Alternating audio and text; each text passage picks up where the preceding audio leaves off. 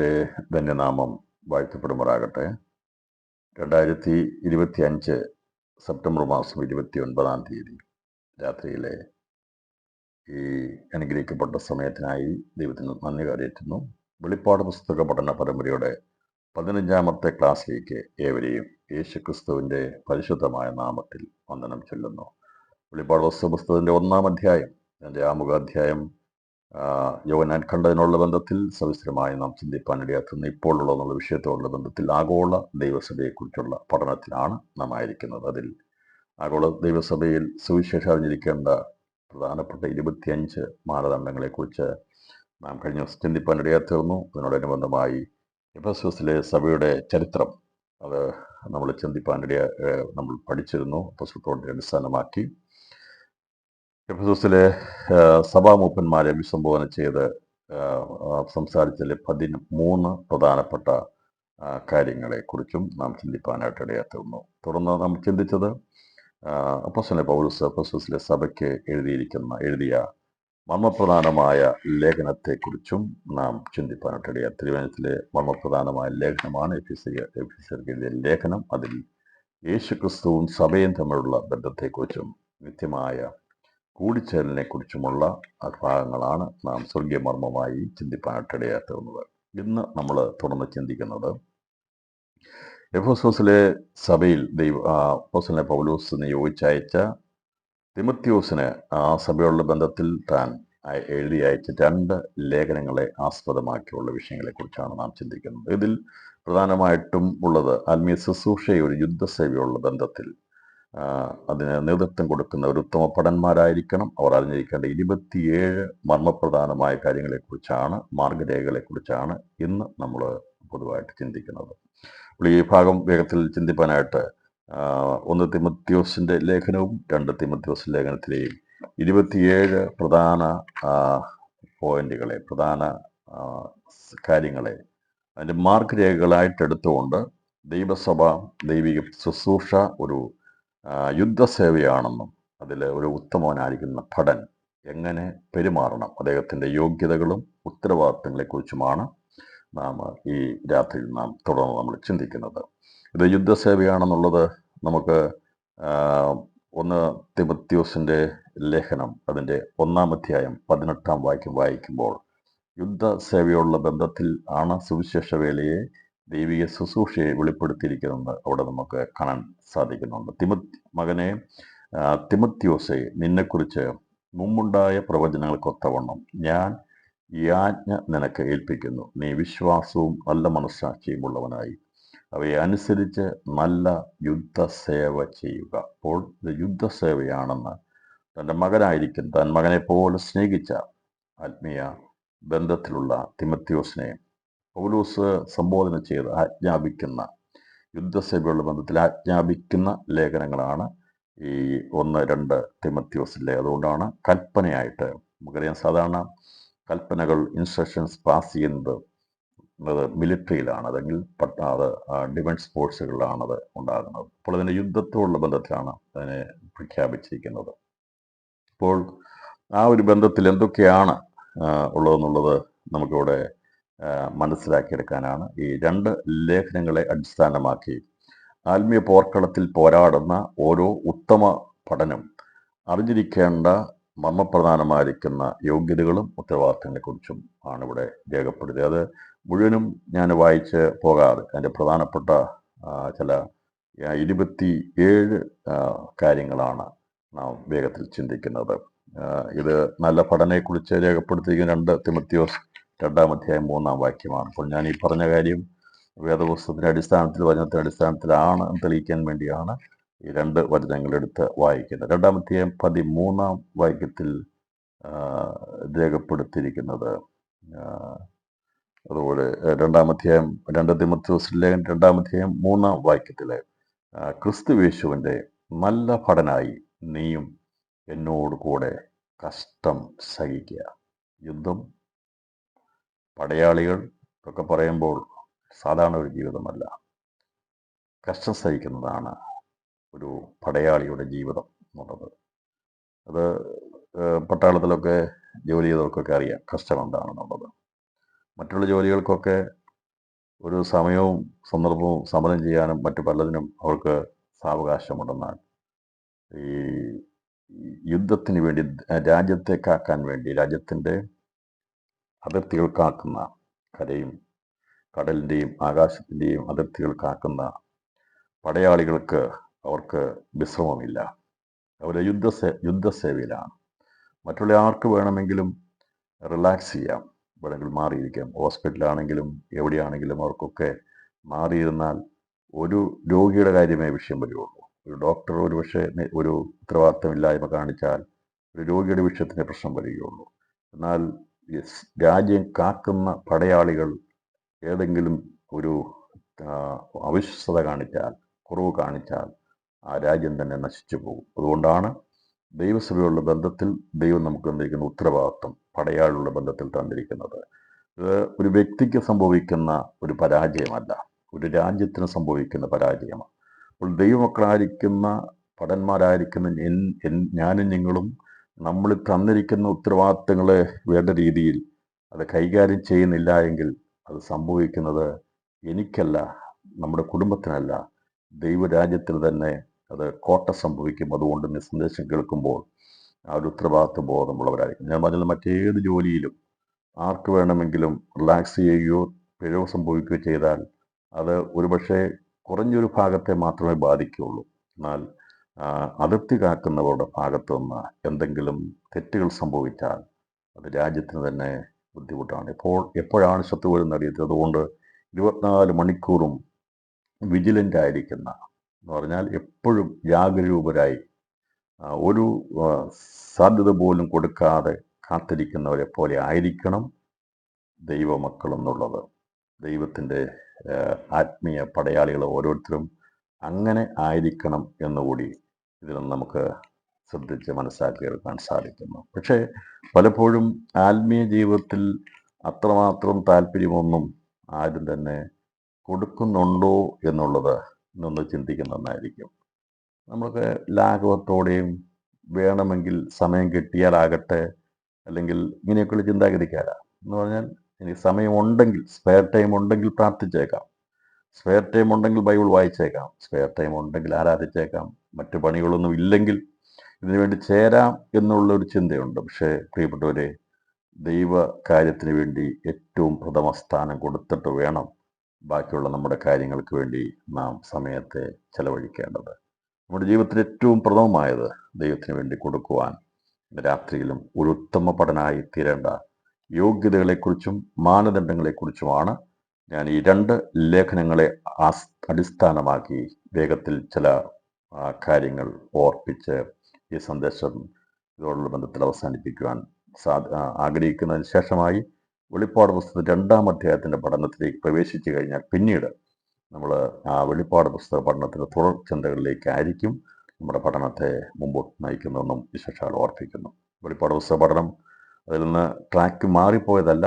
അടിസ്ഥാനപരമായിരിക്കുന്ന ഉപദേശങ്ങളെക്കുറിച്ചും ദൈവസഭകളെക്കുറിച്ചും ആരായിരിക്കുന്നു നമ്മളെന്നുള്ളതും മനസ്സിലാക്കിയിട്ട് വേണം വെളിപ്പാട് പുസ്തകത്തിലേക്ക് പ്രവേശിക്കാൻ. അതുകൊണ്ടാണ് അടിസ്ഥാനങ്ങളെ ഒന്നുകൂടി ഓർപ്പിച്ചുണർത്തിയത്. രക്ഷയെക്കുറിച്ചും വിശ്വാസസ്നാനത്തെക്കുറിച്ചും ദൈവസഭയെക്കുറിച്ചും മാനസാന്തര സ്നാനത്തെക്കുറിച്ചും വിശ്വാസസ്നാനത്തെക്കുറിച്ചും സുവിശേഷം അറിഞ്ഞിരിക്കേണ്ട കാര്യങ്ങളെക്കുറിച്ചും മൂപ്പന്മാരുടെ ഉത്തരവാദിത്തങ്ങളെക്കുറിച്ചും ഒക്കെ പഠിപ്പിച്ചത്, മനസ്സിലാക്കിയത് ഇതൊന്ന് തിരിച്ചറിഞ്ഞ് ഞാൻ നിങ്ങൾ നിൽക്കുന്ന ആഗോള സഭ എന്താണെന്ന് ഒരു ഉത്ബോധം ഒരിക്കൽ കൂടി ഉണ്ടാകാൻ വേണ്ടിയാണ് കഴിഞ്ഞ ചില ദിവസങ്ങളിൽ നാം പരിശുദ്ധാത്മാവിൽ ആശ്രയിച്ച് നാം ചിന്തിപ്പാട്ടിടയാത്തത്. ഇതിൻ്റെ പ്രധാനപ്പെട്ട കാര്യം നമുക്കറിയാം, എവിടെയും ഏതൊരു ജോലിക്ക് ഒരു അടിസ്ഥാന യോഗ്യതയുണ്ട്. ബേസിക് ക്വാളിഫിക്കേഷൻ, ബേസിക് ആയിട്ടുള്ളത് അടിസ്ഥാനപരമായിട്ട് യോഗ്യത. നമുക്ക് നിങ്ങൾ ജോലിയുടെ ഒരു അഡ്വർടൈസ്മെൻ്റ് കണ്ടാലും അതിൻ്റെ അകത്ത് ഒരു ക്വാളിഫിക്കേഷൻ, അടിസ്ഥാനപരമായ യോഗ്യത കാണും. ഒരു ബാങ്കിലേക്കാണെങ്കിൽ പ്രൊഫഷണൽ ഓഫീസർക്ക് വേണ്ടി അടിസ്ഥാന യോഗ്യത ഗ്രാജുവേഷനാണ്. അതുപോലെ ഓരോന്നിനും ഓരോ ജോലിയോടുള്ള ബന്ധത്തിലുള്ള അടിസ്ഥാന യോഗ്യതയുണ്ട്. ദൈവസഭയുടെ ഒരു ഉത്തമ പഠനായിരിക്കേണ്ട ഒരു വ്യക്തിയുടെ അടിസ്ഥാന യോഗ്യത എന്താണെന്ന് 1 തിമോത്തിയോസിൻ്റെ ലേഖനം 1-ാം അധ്യായം അതിൻ്റെ 5-ാം വാക്യത്തിൽ പറഞ്ഞിരിക്കുന്ന പ്രകാരമാണ്. ക്രിസ്തുയേശുവിൻ്റെ ഓരോ പടയാളിയുടെയും അടിസ്ഥാന യോഗ്യത ശുദ്ധ ഹൃദയം, നല്ല മനസ്സാക്ഷി, നിർവ്യാജ വിശ്വാസം എന്നിവയാൽ ഉളവാകുന്ന സ്നേഹമാണ്. എന്താണ് ഒരു ഉത്തമനായിരിക്കുന്ന ഒരു പടയാളിക്ക്, പുതിയ നിയമസഭയുടെ ഒരു പടയാളിയുടെ അവൻ്റെ അടിസ്ഥാന ബേസിക് ക്വാളിഫിക്കേഷൻ എന്താണ്? യോഗ്യത എന്താണ്? എന്താണ് അവൻ്റെ മാനദണ്ഡം? പ്രധാനപ്പെട്ട കാര്യം സ്വർഗം അന്വേഷിക്കുന്നത് ദൈവസ്നേഹമാണ്, ദൈവത്തിൻ്റെ സ്നേഹമാണ്. സ്നേഹത്തെക്കുറിച്ച് പറഞ്ഞാൽ നിരവധി സ്നേഹമുണ്ട്, ഒരുപാട് സ്നേഹമുണ്ട്. അപ്പോൾ നമ്മൾ ചിന്തിച്ചാൽ നിരവധി സ്നേഹമുണ്ട്. എല്ലാ സ്നേഹവും ദൈവസ്നേഹമല്ല. നമുക്കറിയാം, പലരും പലതിനെ സ്നേഹിക്കുന്നുണ്ട്. പല ലോകത്തെ സ്നേഹിക്കുന്നുണ്ട്, മറ്റു പലതിനെ സ്നേഹിക്കുന്നു. ചിലർ പാപത്തെ സ്നേഹിക്കുന്നു, ലോകത്തെ സ്നേഹിക്കുന്നു, ജഡത്തെ സ്നേഹിക്കുന്നു. അങ്ങനെ നിരവധി സ്നേഹമുണ്ട്. ഇതെല്ലാം സ്നേഹത്തിൽ വരുന്നതാണെങ്കിലും ഇവിടെ പറഞ്ഞിരിക്കുന്ന സ്നേഹത്തെ ശുദ്ധ ഹൃദയം, നല്ല മനസ്സാക്ഷി, നിർവ്യാജ വിശ്വാസം എന്നിവയാൽ ഉളവാകുന്ന സ്നേഹം, അതാണ് ദൈവസ്നേഹം, യഥാർത്ഥ സ്നേഹം. അപ്പം ശുദ്ധ ഹൃദയം ഉണ്ടാകണം. ആദ്യമായി ഈ ഇതിനകത്ത് ഒരു പടയാളിയായി നമ്മെ ദൈവം അപ്പോയിൻമെൻറ്റ് ചെയ്യണമെങ്കിൽ ഈ ഒരു സ്നേഹം ഉണ്ടായിരിക്കണം.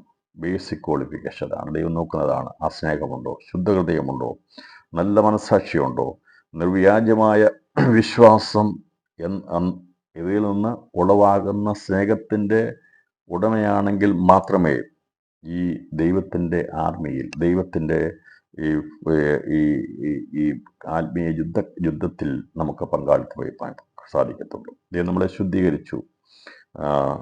നല്ല പോരിനു വേണ്ടി ദുഷ്ടനായിരിക്കുന്ന പിശാചിൻ്റെ രാജ്യത്തോട്, അവൻ്റെ അഴിമതികളോട്, അക്രമങ്ങളോട്, അശുദ്ധിയോട്, അവൻ ചെയ്യുന്ന സകല എതിരികൾക്കും എതിരെ യുദ്ധം ചെയ്യാൻ വേണ്ടിയാണ് ദൈവസ്നേഹത്തിൽ തികഞ്ഞവരെ ദൈവം ഇതിനകത്ത് അംഗങ്ങളാക്കി തീർത്തുകൊണ്ടിരിക്കുന്നത്. ഈ സന്ദേശം മുഖാന്തരമായി നമ്മുടെ ഹൃദയം ശുദ്ധമാക്കപ്പെട്ടു. യേശു ക്രിസ്തുവിന്റെ രക്തത്താൽ തളിക്കപ്പെട്ടവരായി തീരുവാൻ, കുഞ്ഞാടിന്റെ രക്തത്തിൽ തളിപ്പ് എല്ലാ ദിവസവും അനുഭവിച്ച് ശുദ്ധീകരണം പ്രാപിക്കുന്നവരായി തീരുവാൻ ഒരു നല്ല മനസ്സാക്ഷി നമുക്ക് തന്നിട്ടുണ്ട്. ഇതേക്കുറിച്ച് നല്ല മനസ്സാക്ഷി എന്താണെന്നൊക്കെ അപ്പോസ്തല പ്രവൃത്തി പറഞ്ഞു. നല്ല മനസ്സാക്ഷികളോട് പ്രത്യേകത എന്താണെന്നും അറിയാം. അവർ നന്നായി നല്ല മനസ്സാക്ഷിയോടെ ജീവിക്കുന്നത് നല്ലൊരു പുനരുത്ഥാനം ഉണ്ടാകും, എനിക്ക് ഒരു മരണാന്തര ജീവിതമുണ്ട് എന്നുള്ള വിശ്വാസമുള്ളവരാണ് നല്ല മനസ്സാക്ഷിയോടെ ജീവിക്കുന്നത്. നിർവ്യാജമായ വിശ്വാസം നിരവധി വിശ്വാസമുണ്ട്. പലരും പലതിലും വിശ്വസിക്കുന്നാൽ ബോഷ്കില്ലാത്ത ദൈവത്തിൽ വിശ്വസിക്കുന്നതിനെയാണ് നിർവ്യാജ വിശ്വാസം എന്ന് പറഞ്ഞിരിക്കുന്നത്. ബോഷ്കുള്ള ദൈവങ്ങളുണ്ട്, ബോഷ്കില്ലാത്ത. തീത്തോസ് ലേഖനത്തിൽ പറഞ്ഞിട്ടുണ്ട്. ഇത് ഈ ലേഖനം കഴിഞ്ഞപ്പോൾ തീത്തോസ് ലേഖനം അതിൽ പറഞ്ഞിരിക്കുന്നത് ബോഷ്കില്ലാത്ത ദൈവം എന്നാണ് പറഞ്ഞിരിക്കുന്നത്. ബോഷ്കില്ലാത്ത ദൈവത്തിലുള്ള വിശ്വാസം, അതാണ് നിർവ്യാജമായ വിശ്വാസം. അപ്പം ആരാണ് സത്യദൈവം, ആരാണ് ഏതാണ് വിശ്വാസം എന്താണ്, സത്യവചനം എന്താണ് എന്നൊക്കെ തിരിച്ചറിവുള്ളവരാണ് ഈ ദൈവത്തിന് കരങ്ങളിൽ ഏന്തിയിരിക്കുന്നത്. നമ്മുടെ ജീവിതത്തിൽ ശുദ്ധഹൃദയത്തെ തന്നത് ദൈവമാണ്. നമ്മളെ ശുദ്ധീകരിച്ചു. നമ്മുടെ ജീവൻ്റെ ഉത്ഭവം ഹൃദയത്തിൽ നിന്നാണ്. കാരണം ഒരു മനുഷ്യൻ്റെ ജീവനാകുന്ന രക്തം അവൻ്റെ ശരീരത്തിൻ്റെ എല്ലാ ഭാഗങ്ങളിലേക്കും എത്തിക്കുന്നത് ഹൃദയമായതുകൊണ്ടാണ്. അവിടെയാണ് ദൈവപ്രവൃത്തി ആരംഭിക്കുന്നത്. ഹൃദയം ശുദ്ധമാക്കപ്പെട്ട് കഴിഞ്ഞാൽ ഒരു നല്ല മനസ്സാക്ഷി നമുക്കുണ്ടെങ്കിൽ നിർവ്യാജമായ വിശ്വാസത്തോടെ ദൈവത്തിൻ്റെ വേണ്ടി നിൽക്കുന്ന പ്രിയപ്പെട്ടവരിൽ ഉളവാകുന്ന സ്നേഹമാണ് യഥാർത്ഥമായ സ്നേഹം. ഇതാണ് ഡിവൈൻ ലവ് അല്ലെങ്കിൽ ദൈവസ്നേഹം എന്ന് പറയുന്നത്. അപ്പോൾ ശുദ്ധമായ ഹൃദയം, നല്ല മനസ്സാക്ഷി, നിർവ്യാജ വിശ്വാസം ഉള്ളവരായിരിക്കണം ഓരോ ഉത്തമ പടയാളിയും. ഇവിടെ എന്നെ കേൾക്കുന്ന പ്രിയപ്പെട്ടവരെ, ഇവിടെ കുറേ പോരാട്ടങ്ങളെക്കുറിച്ചോ ഇവിടെ കുറേ കാര്യങ്ങൾ എടുത്ത് പറഞ്ഞ് നമ്മൾ പോകുന്നതിനേക്കാൾ നമുക്ക് ഈ ക്വാളിറ്റീസ് ഉണ്ടോ, ഈ അടിസ്ഥാനപരമായ യോഗ്യതയുണ്ടോ എന്ന് ഒന്ന് ശോധന ചെയ്ത്, ഇല്ല എങ്കിൽ ദൈവത്തിൻ്റെ കർത്താവേ, അങ്ങയുടെ പടക്കളത്തിൽ എന്നെയും കൂടി ഒരു പടയാളിയാക്കി ചേർക്കണമേ. അതിനായി എൻ്റെ ഹൃദയത്തെ ശുദ്ധമാക്കണമേ. എൻ്റെ ജീവൻ്റെ ഉത്ഭവമായിരിക്കുന്ന ഹൃദയത്തെ എൻ്റെ രക്തത്താൽ ശുദ്ധീകരിച്ച് എപ്പോഴും ശുദ്ധമുള്ള ഹൃദയം എനിക്ക് നൽകണമേ. എൻ്റെ മനസ്സാക്ഷി, എൻ്റെ ജീവിതം നല്ല മനസ്സാക്ഷിയോട് ജീവിപ്പാൻ, തെറ്റും കുറ്റവുമില്ലാത്ത, ആരോടും ദൈവത്തോടും മനുഷ്യരോടും കുറ്റമറ്റ മനസ്സാക്ഷിയോടെ ജീവിപ്പാനുള്ള ദൈവകൃപ എൻ്റെ മേൽ പകരപ്പെടണമേ എന്ന് പ്രാർത്ഥിക്കുക. അത് നിർവ്യാജമായ വിശ്വാസം, ദൈവത്തിൽ അചഞ്ചലമായി വിശ്വസിച്ചുകൊണ്ട് ബോഷ്കാരിക്കുന്ന ഒന്നിലും വിശ്വസിക്കാതെ സ്ഥിരമായിട്ടുള്ള വിശ്വാസത്തോടെ വളർത്തിരുവാൻ ഉള്ളവരിൽ നിന്നാണ് ദൈവസ്നേഹം അഥവാ സ്നേഹമുള്ളവ. അപ്പം ദൈവസഭയിൽ ഉണ്ടാകുന്ന സ്നേഹം ഈ 3 കാര്യങ്ങളിൽ ഉൾപ്പെടുന്നതാണ്. അപ്പം അതിൻ്റെ അവിടെ ഒരു പ്രശ്നം ഉണ്ടാകത്തില്ല. ഈ സ്നേഹമാണ് നമ്മളിൽ ഉള്ളതെങ്കിൽ എത്ര ഐക്യതയും എത്ര സന്തോഷവും ഉണ്ടാകുന്നറിയാമോ? ശുദ്ധഹൃദയവും നല്ല മനസ്സാക്ഷിയും നിർവ്യാജ വിശ്വാസവും ഉള്ളവരിൽ നിന്ന് പുറപ്പെടുന്നതാണ് സ്നേഹം. അതായിരിക്കണം സഭകളിലും ഭവനങ്ങളിലും നമ്മുടെ ഇടപാടുകളിലും ഉണ്ടായിരിക്കേണ്ടത്. ഞാൻ ദീർഘിപ്പിക്കാൻ ആഗ്രഹിക്കേണ്ടത് ഒന്നാമത്തെ വിഷയം സ്നേഹമാണ്. അത് ഉത്ഭവിക്കണമെങ്കിൽ നമുക്ക് ശുദ്ധഹൃദയം, നല്ല മനസ്സാക്ഷി, നിർവ്യാജ വിശ്വാസം ഉണ്ടായി. രണ്ടാമത്തെ യോഗ്യതയെ പറഞ്ഞിരിക്കുന്ന കർത്താവിന്റെ ശുശ്രൂഷയ്ക്കായി ദൈവത്താൽ നിയോഗിക്കപ്പെടുന്ന ദൈവകൃപയിൽ ആശ്രയിക്കുന്നവരും വിശ്വസ്തരുമായിരിക്കണം. ദൈവം എപ്പോഴും നോക്കുന്നത് ആരെ ഇത് ഏൽപ്പിക്കാമെന്നാണ്. വിശ്വസ്തരായിരിക്കുന്നവരെയാണ് കർത്താവ് ഫലമേൽപ്പിക്കുന്നത്. ദൈവകൃപയിൽ ആശ്രയിക്കുന്നവരും വിശ്വസ്തരുമായിരിക്കുന്നവരായിരിക്കണം. ഇപ്പൊ ദൈവത്തോട് വിശ്വസ്തരായിരിക്കണം. ദൈവത്തോട് വിശ്വസ്തരായിരിക്കണം. അതുപോലെ ദൈവകൃപയിൽ ആശ്രയിക്കണം. നമ്മുടെ സ്വന്തം കഴിവിൽ ആശ്രയിക്കുകയല്ല, ദൈവത്തിൽ ആശ്രയിച്ചാണ് നാം എല്ലാ കാര്യങ്ങളും ചെയ്യുന്നത്. അപ്പോൾ ഈ ഓരോ ഉത്തമ പടയാളിയും ദൈവകൃപയിൽ ആശ്രയിച്ച് വിശ്വസ്തരായിരിക്കണമെന്ന് 1 തിമോഥെയോസിന്റെ ലേഖനം 1-ാം അധ്യായം 12-ാം വാക്യം വായിക്കുമ്പോൾ നമുക്കവിടെ മനസ്സിലാക്കിയെടുക്കാൻ സാധിക്കുന്നുണ്ട്. മൂന്നാമത്തെ വിഷയം, ഇത് വർദ്ധിക്കണം. ദൈവകൃപയിൽ ആശ്രയിക്കുന്നവരുടെ ക്രിസ്തുയേശുവിലുള്ള വിശ്വാസവും സ്നേഹവും വർദ്ധിക്കുന്നതിനനുസരിച്ചാണ് അവരുള്ള ദൈവകൃപയ്ക്കും അത്യധികമായ വർധനവുണ്ടാകും. ദൈവകൃപ വർദ്ധിക്കണമെങ്കിൽ ഈ വിശ്വാസവും സ്നേഹവും വർദ്ധിക്കണം. ഇപ്പം നമുക്ക് പെട്ടെന്ന് ഇറങ്ങിയപ്പോൾ ഉണ്ടാകുന്ന പ്രാരംഭ സമയത്തുണ്ടാകുന്ന ശുദ്ധഹൃദയം, നല്ല മനസ്സാക്ഷി, നിർവ്യാജ വിശ്വാസമൊക്കെ ഉണ്ടായിട്ട് ഇപ്പോൾ ജനിച്ച ശിശുക്കളെ പോലെ നമ്മളായിത്തീർന്നു. ഇപ്പോൾ ജനിച്ച ശിശുക്കളെ കാണുമ്പോൾ അങ്ങനെയാണ് അല്ലേ? അവർക്ക് ശുദ്ധഹൃദയമുണ്ട്, നല്ല മനസ്സാക്ഷിയുണ്ട്, നിർവ്യാജ വിശ്വാസമുണ്ട്. വിശ്വാസത്തിലേക്ക് വരുന്ന ഓരോ വ്യക്തികളും അങ്ങനെയാണ്. നമ്മളൊക്കെ കുഞ്ഞുങ്ങളെ നോക്കിക്കുക, അവർക്ക് ശുദ്ധ ഹൃദയമാണ്, നല്ല മനസ്സാക്ഷിയാണ്, നിർവ്യാജ വിശ്വാസം, അവരൊന്നും അറിയത്തില്ല, നിഷ്കളങ്കമായ വിശ്വാസം. ഇതിനെയാണ് നമ്മൾ വീണ്ടും ജനിക്കുന്നവർ എന്ന് പറയുന്നത്, ശിശുക്കളെ പോലെ ആകുന്നത്. ഇതാണ് അടിസ്ഥാനപരമായിട്ടുള്ളത് അല്ലേ? ശിശുക്കളൊക്കെ അങ്ങനെയല്ലേ? അവർക്ക് ആ നിർമ്മലത, നിഷ്കളങ്കത കാണാൻ സാധിക്കും. ശുദ്ധ ഹൃദയം, അവരിൽ ഒരു അശുദ്ധിയും കടന്നിട്ടില്ല, ശുദ്ധമായ ഹൃദയം, നല്ല മനസ്സാക്ഷി. നമ്മളെല്ലാം തുടങ്ങിയത് ദൈവരാജ്യത്തിൻ്റെ പടയാളികളായിട്ട് നമ്മുടെ ജീവിതം ആരംഭിച്ചത്, പിന്നീടാണ് മാറിപ്പോയത്. എന്നാൽ വീണ്ടും കൃപയാൽ നമ്മളെ ദൈവത്തിൻ്റെ മക്കളാക്കി യഥാർത്ഥമായ നിഷ്കളങ്കമായ കുഞ്ഞുങ്ങളുടെ മുഖത്തേക്ക് നോക്കുമ്പോൾ നമുക്ക് അവരിൽ നിന്ന് കാണാൻ സാധിക്കുന്നത് സ്നേഹം, ദൈവസ്നേഹമാണ്, ദൈവത്തിൻ്റെ സ്നേഹമാണ്. എവിടെ നമുക്ക് ദൈവസ്നേഹം കാണാൻ കഴിയും, അല്ലെങ്കിൽ എവിടെ നമുക്ക് ദർശിക്കാൻ കഴിയുമെന്ന് പല ചോദ്യങ്ങൾ. നമുക്ക് പലതും കണ്ടെങ്കിൽ മാത്രമേ കാര്യങ്ങളൊക്കെ മനസ്സിലാക്കിയെടുക്കാൻ സാധിക്കുമെന്ന് ചിന്തിക്കുമ്പോൾ, ഒരു ശിശു ജനിച്ചു വീഴുന്ന കുഞ്ഞിനെ നോക്കി അതിൻ്റെ മുഖത്തേക്ക് നോക്കുമ്പോൾ നമുക്ക് കാണാൻ സാധിക്കും അത് അതിൻ്റെ ജീവിതത്തിലെ ആ മുഖത്തിന് സന്തോഷവും പ്രത്യാശയും നിഷ്കളങ്കതയെ കാണുമ്പോൾ മനസ്സിലാക്കിയാൽ മതി, ദൈവസ്നേഹമാണ് അതിൽ കാണുന്നത്. കാരണം അതിൻ്റെ ശുദ്ധ ഹൃദയമാണ്, അതിന് നല്ല മനസ്സാക്ഷിയാണുള്ളത്, നിർവ്യാജമായിട്ടുള്ള വിശ്വാസമാണ്. ഇതുപോലെ ആയിരിക്കണം നിങ്ങൾ ശിശുക്കളെ പോലെ ആകണമെന്ന് പറഞ്ഞിരിക്കുന്നത്. അതുകൊണ്ടാണ് അതുകൊണ്ടാണ് ദൈവം പറഞ്ഞത്, ജ്ഞാനികൾക്കും വിവേകൾക്കും മറച്ച് ശിശുക്കൾക്ക് വെളിപ്പെടുത്തുക എന്നതിൻ്റെ അർത്ഥം ഈ ദൈവസ്നേഹമുള്ളവർക്ക് ദൈവം വെളിപ്പെടുത്തുള്ളൂ എന്നാണ് പറയുന്നത്. എന്നെ സ്നേഹിക്കുന്നവന് ഞാൻ എന്നെ തന്നെ വെളിപ്പെടുത്തുമെന്നാണ് പറയുന്നത്. ഇതെല്ലാം ഒന്നിനോടൊന്ന് പരസ്പര പൂരിതങ്ങളാണ്, ബന്ധപ്പെട്ടാണ് കിടക്കുന്നത്. അപ്പം അങ്ങനെ നമ്മൾ ഇത് ചിന്തിച്ചു പോയാൽ നമുക്ക് നിരവധി വചനങ്ങൾ എടുത്ത് ചിന്തിക്കേണ്ടി വരും.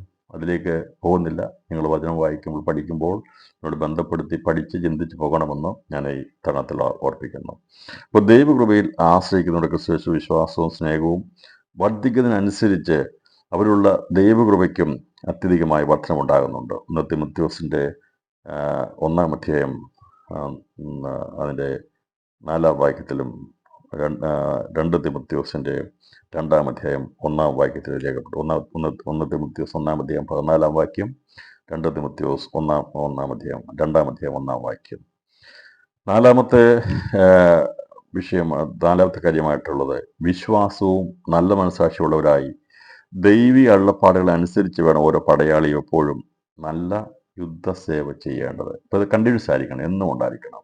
അപ്പോൾ ഇത് വിശ്വാസവും അഥവാ നിർവ്യാജ വിശ്വാസവും നല്ല മനസ്സാക്ഷിയുള്ളത്. ഇപ്പോൾ എപ്പോഴും നമ്മുടെ ജീവിതത്തിൽ ആ വിശ്വാസം, നല്ല മനസ്സാക്ഷി, ഹൃദയത്തിൽ നമ്മൾ ശുദ്ധവെള്ളത്താൽ തളിക്കപ്പെട്ടവരായി ശുദ്ധി ഉള്ളവരായി തീർന്നു. അപ്പം നമുക്ക് ആ നിർവ്യാജ വിശ്വാസം ഉണ്ടാകുന്ന മനസ്സാക്ഷിയിൽ തെറ്റുപറ്റുമ്പോഴാണ് വിശ്വാസ കപ്പൽ തകർന്നു പോകുന്നത്. അപ്പം നമ്മളൊക്കെ ഒരു കപ്പൽ യാത്രയുടെ ബന്ധത്തിൽ പറഞ്ഞിട്ടുണ്ട്, അവരുടെ വിശ്വാസ കപ്പൽ എന്ത് ചെയ്തു? തകർന്നു പോയി. ഇപ്പോൾ വിശ്വാസ കപ്പൽ തകരാൻ കാരണം മനസാക്ഷിക്ക് ആക്ഷേപം വരും. മനസാക്ഷിയിൽ കുറവ് വരുമ്പോഴാണ്, ഇവിടെ മനസാക്ഷി നഷ്ടപ്പെടുമ്പോഴാണ് ഈ വിശ്വാസ പടകാകുന്ന നമ്മുടെ കപ്പൽ അത് നശിക്കാൻ കാരണമായിട്ട് അത് തകരാറുണ്ടാകുന്നത്. അപ്പോൾ എപ്പോഴാണോ ജീവിതത്തിൽ മനസാക്ഷിക്ക് കുത്തുണ്ടാകുന്നത്, മനസാക്ഷിയിൽ വേദന അനുഭവിക്കുന്നത്, മനസ്സിലാക്കുക, അവിടെ നമ്മൾ ചിന്തിക്കുക നമ്മുടെ ജീവിതം തെറ്റായ ഡയറക്ഷനിലേക്ക് പോകുന്നു. അത് വെള്ളത്തിൽ കൂടെ സഞ്ചരിക്കുന്നതിന് പകരമായി കരയിൽ എവിടെയെങ്കിലും ഇടിച്ച് നശിക്കാനുള്ള സാധ്യതകൾ വളരെ കൂടുതലാണ്. അറിയാമല്ലോ, ഒരു കപ്പൽ സഞ്ചരിക്കുമ്പോൾ അത് വെള്ളത്തിൽ കൂടെ സഞ്ചരിച്ചിട്ട് കരയ്ക്കടുത്ത് അടുപ്പിക്കുകയാണ് ചെയ്യേണ്ടത്. ഒരിക്കലും അതിൻ്റെ നിയന്ത്രണം വിട്ടു പോകുന്ന ഒരു കപ്പൽ അതിനൊരിക്കലും തീരത്തടുക്കാൻ കഴിയത്തില്ല. അത് ഇടിച്ചു കയറി അല്ലെങ്കിൽ നാശം ഉണ്ടാക്കിയുള്ളൂ. അതുപോലെ നമ്മുടെ നല്ല മനസ്സാക്ഷി, ഇതാണ് നമ്മുടെ ഡ്രൈവിംഗ് സീറ്റിൽ ഇരിക്കുന്നത്, അതാണ് നിയന്ത്രിക്കുന്നത്. നമ്മുടെ മനസ്സാക്ഷി ഡൈവേർഷൻ ചെയ്ത് കഴിഞ്ഞാൽ, പോയി കഴിഞ്ഞാൽ തീർന്നു. അതുകൊണ്ട് നമ്മുടെ വിശ്വാസ കപ്പൽ തകരാതിരിക്കാനായിട്ട് നമുക്ക് പ്രാർത്ഥിക്കും, കർത്താവേ നല്ല മനസ്സാക്ഷി എനിക്ക് നൽകണമേ. ഒരു ഉത്തമമായ ഒരു നല്ല മനസ്സാക്ഷി, കുറ്റമറ്റ, ദൈവത്തോടും മനുഷ്യരോടും കുറ്റമറ്റ ഒരു മനസ്സാക്ഷിക്ക് ഉടമകളായിരിക്കണം ഇതിലെ ഓരോ ഉത്തമരായിരിക്കുന്ന പടയാളികൾക്കും വേണ്ടത്. അഞ്ചാമത്തെ കാര്യമായി പറയുന്നത് സുവിശേഷം സമാധാനപരമായിരിക്കുക. സമാധാനവും സ്വസ്ഥതയുമുള്ള ജീവിതം ഓരോ രാജ്യത്തും ഉണ്ടായിരിക്കേണ്ടത് ഒഴിച്ചുകൂടാനാണ്. അപ്പം ഇതിൻ്റെ അകത്ത് നമുക്ക് അസ്വസ്ഥമായിരിക്കുന്നവർക്ക് യുദ്ധത്തിൽ മുന്നേറാൻ കഴിയത്തില്ല. സമാധാനവും സ്വസ്ഥതയുമുള്ള ഒരു ജീവിതം നമ്മുടെ വ്യക്തിപരമായ ജീവിതത്തിലും അതുപോലെ കുടുംബജീവിതത്തിലും സഭയുടെ തലത്തിലും രാജ്യത്തും ഉണ്ടായിരിക്കണം. അപ്പം നമുക്ക് സ്വസ്ഥമായിട്ടിരിക്കണമെങ്കിൽ ഇവിടെ എവിടെയെങ്കിലും കോട്ട സംഭവിച്ചാൽ അതെല്ലാം നമ്മളെ ബാധിക്കും. എൻ്റെ വ്യക്തിപരമായ ജീവിതത്തിൽ ഞാൻ അസ്വസ്ഥനാണെങ്കിൽ അത് എൻ്റെ ജീവിതത്തെ ബാധിക്കും. കുടുംബത്തിൽ അസ്വസ്ഥയുണ്ടെങ്കിൽ അത് നമ്മുടെ സമാധാനത്തെ, നമ്മുടെ ജീവിതത്തെ ബാധിക്കും. നാം കടന്നു പോകുന്ന സഭകളിൽ അസ്വസ്ഥമാണെങ്കിൽ അത് നമ്മുടെ ജീവിതത്തെ ബാധിക്കും. നമ്മൾ താമസിക്കുന്ന ദേശത്ത്, രാജ്യത്ത് പ്രശ്നമുണ്ടെങ്കിൽ അത് നമ്മളെയും ബാധിക്കും, ഇല്ലേ? കാലാവസ്ഥ മാറുകയോ അല്ലെങ്കിൽ ഒരു വെതർ വാർണിംഗ് ഒക്കെ വന്നാൽ മതി, നമ്മൾ അസ്വസ്ഥരായിത്തീരും. ഇപ്പോൾ കൊടുങ്കാറ്റ് വരുന്നു, വെള്ളപ്പൊക്കം ഉണ്ടാകും, ഇങ്ങനെയാണെന്നൊക്കെ പറഞ്ഞു കഴിഞ്ഞാൽ പിന്നെ അസ്വസ്ഥമായിത്തീരും. രാജ്യത്തെ നിയമങ്ങൾ മാറുന്നു, വിഷയങ്ങൾ, വിലക്കയറ്റം അല്ലെങ്കിൽ മൂല്യമിടിയുന്നത്, പല പ്രശ്നങ്ങളുണ്ടാകുമ്പോൾ ഇതെല്ലാം അസ്വസ്ഥമാകും. ഇപ്പം ദൈവസഭയുള്ള ബന്ധത്തിൽ നമുക്ക് സമാധാനവും സ്വസ്ഥതയുമുള്ള ജീവിതം നയിക്കുന്നതിൽ പ്രധാനമായിട്ടുള്ള പങ്ക് നാം ജീവിക്കുന്ന രാജ്യത്ത്, ദേശത്ത് സമാധാനമുണ്ടാകണം. അതിനുവേണ്ടി ദൈവരാജ്യത്തിലെ ഭടന്മാർ സകല അധികാരികൾക്കും രാജാക്കന്മാർക്കും വേണ്ടി ദൈവത്തോട് സ്തോത്രം ചെയ്ത് പ്രാർത്ഥിക്കുന്നവരായിരിക്കണം. ഒരിക്കലും അവരെ ശപിച്ചുകൊണ്ടോ അല്ലെങ്കിൽ അവരെ തെറ്റ് പറഞ്ഞുകൊണ്ടോ അല്ല, അല്ലെങ്കിൽ കുറ്റപ്പെടുത്തിക്കൊണ്ടോ അല്ല പ്രാർത്ഥിക്കേണ്ടത്. അവരാരുമാകട്ടെ, നമ്മളെ ഭരിക്കാനായിട്ട് വെച്ചിരിക്കുന്ന ഭരണകർത്താക്കന്മാരെ നാം അവർക്ക് വേണ്ടി പ്രാർത്ഥിക്കണം. പഞ്ചായത്തിൻ്റെ മെമ്പർ മുതൽ രാജ്യത്തിൻ്റെ പ്രസിഡന്റ് വരെ, ലോകരാജ്യങ്ങളുടെ ഭരണകർത്താക്കൾക്ക് വേണ്ടിയൊക്കെ ആവുന്നത്ര പ്രാർത്ഥിക്കുന്നത് ഓരോ ഉത്തമ പടയാളിയും ചെയ്യേണ്ടത്. കാരണം അത് സമാധാനവും സ്വസ്ഥതയുമുള്ള ഒരു ജീവിതം നയിക്കേണ്ടത്. നമ്മുടെ രാജ്യത്ത് സമാധാനമില്ലെങ്കിൽ നമുക്ക് സമാധാനം കാണത്തില്ല. ഇപ്പം സമാധാനം ഉണ്ടാക്കുവാൻ അവർ ഭാഗ്യവാന്മാരാണ്. അപ്പോൾ സമാധാനം ഉണ്ടാക്കണമെങ്കിൽ ഇവിടുത്തെ ഗവൺമെൻറ്റുകൾക്ക് സമാധാനം ഉണ്ടാക്കാൻ ഒരു പരിധിയുണ്ട്, കുടുംബങ്ങളിൽ സമാധാനം ഉണ്ടാക്കുന്ന ഒരു പരിധിയുണ്ട്. നമുക്കറിയാം, സമാധാനപ്രഭുവായിരിക്കുന്ന യേശു ക്രിസ്തുവിന് മാത്രമേ സാക്ഷാൽ സമാധാനം നൽകുവാൻ കഴിയത്തുള്ളൂ. അപ്പോൾ ഇത് അറിയാവുന്ന ഒരു പടയാളി എപ്പോഴും ഈ സമാധാനപ്രഭുവായിരിക്കുന്ന യേശുവിനോട് പ്രാർത്ഥിക്കും, കർത്താവേ ഞങ്ങൾക്ക് ഇന്ന സ്ഥലങ്ങളിൽ ഞങ്ങളുടെ സ്ഥലങ്ങളിൽ സമാധാനം നൽകണമേ. അതുകൊണ്ടാണ് പറയുന്നത് സ്വസ്ഥതയും സമാധാനമുള്ള ജീവിതം ഓരോ രാജ്യത്തും ഉണ്ടായിരിക്കേണ്ടത് ആവശ്യമാണ്. അതുകൊണ്ട് ദൈവത്തോട്, അധികാരികൾക്കും രാജാക്കന്മാർക്കും വേണ്ടി ദൈവത്തോട് സ്തോത്രം ചെയ്ത് പ്രാർത്ഥിക്കുന്നവരായിരിക്കണം. ഇത് സഭകളിൽ പഠിപ്പിക്കണം.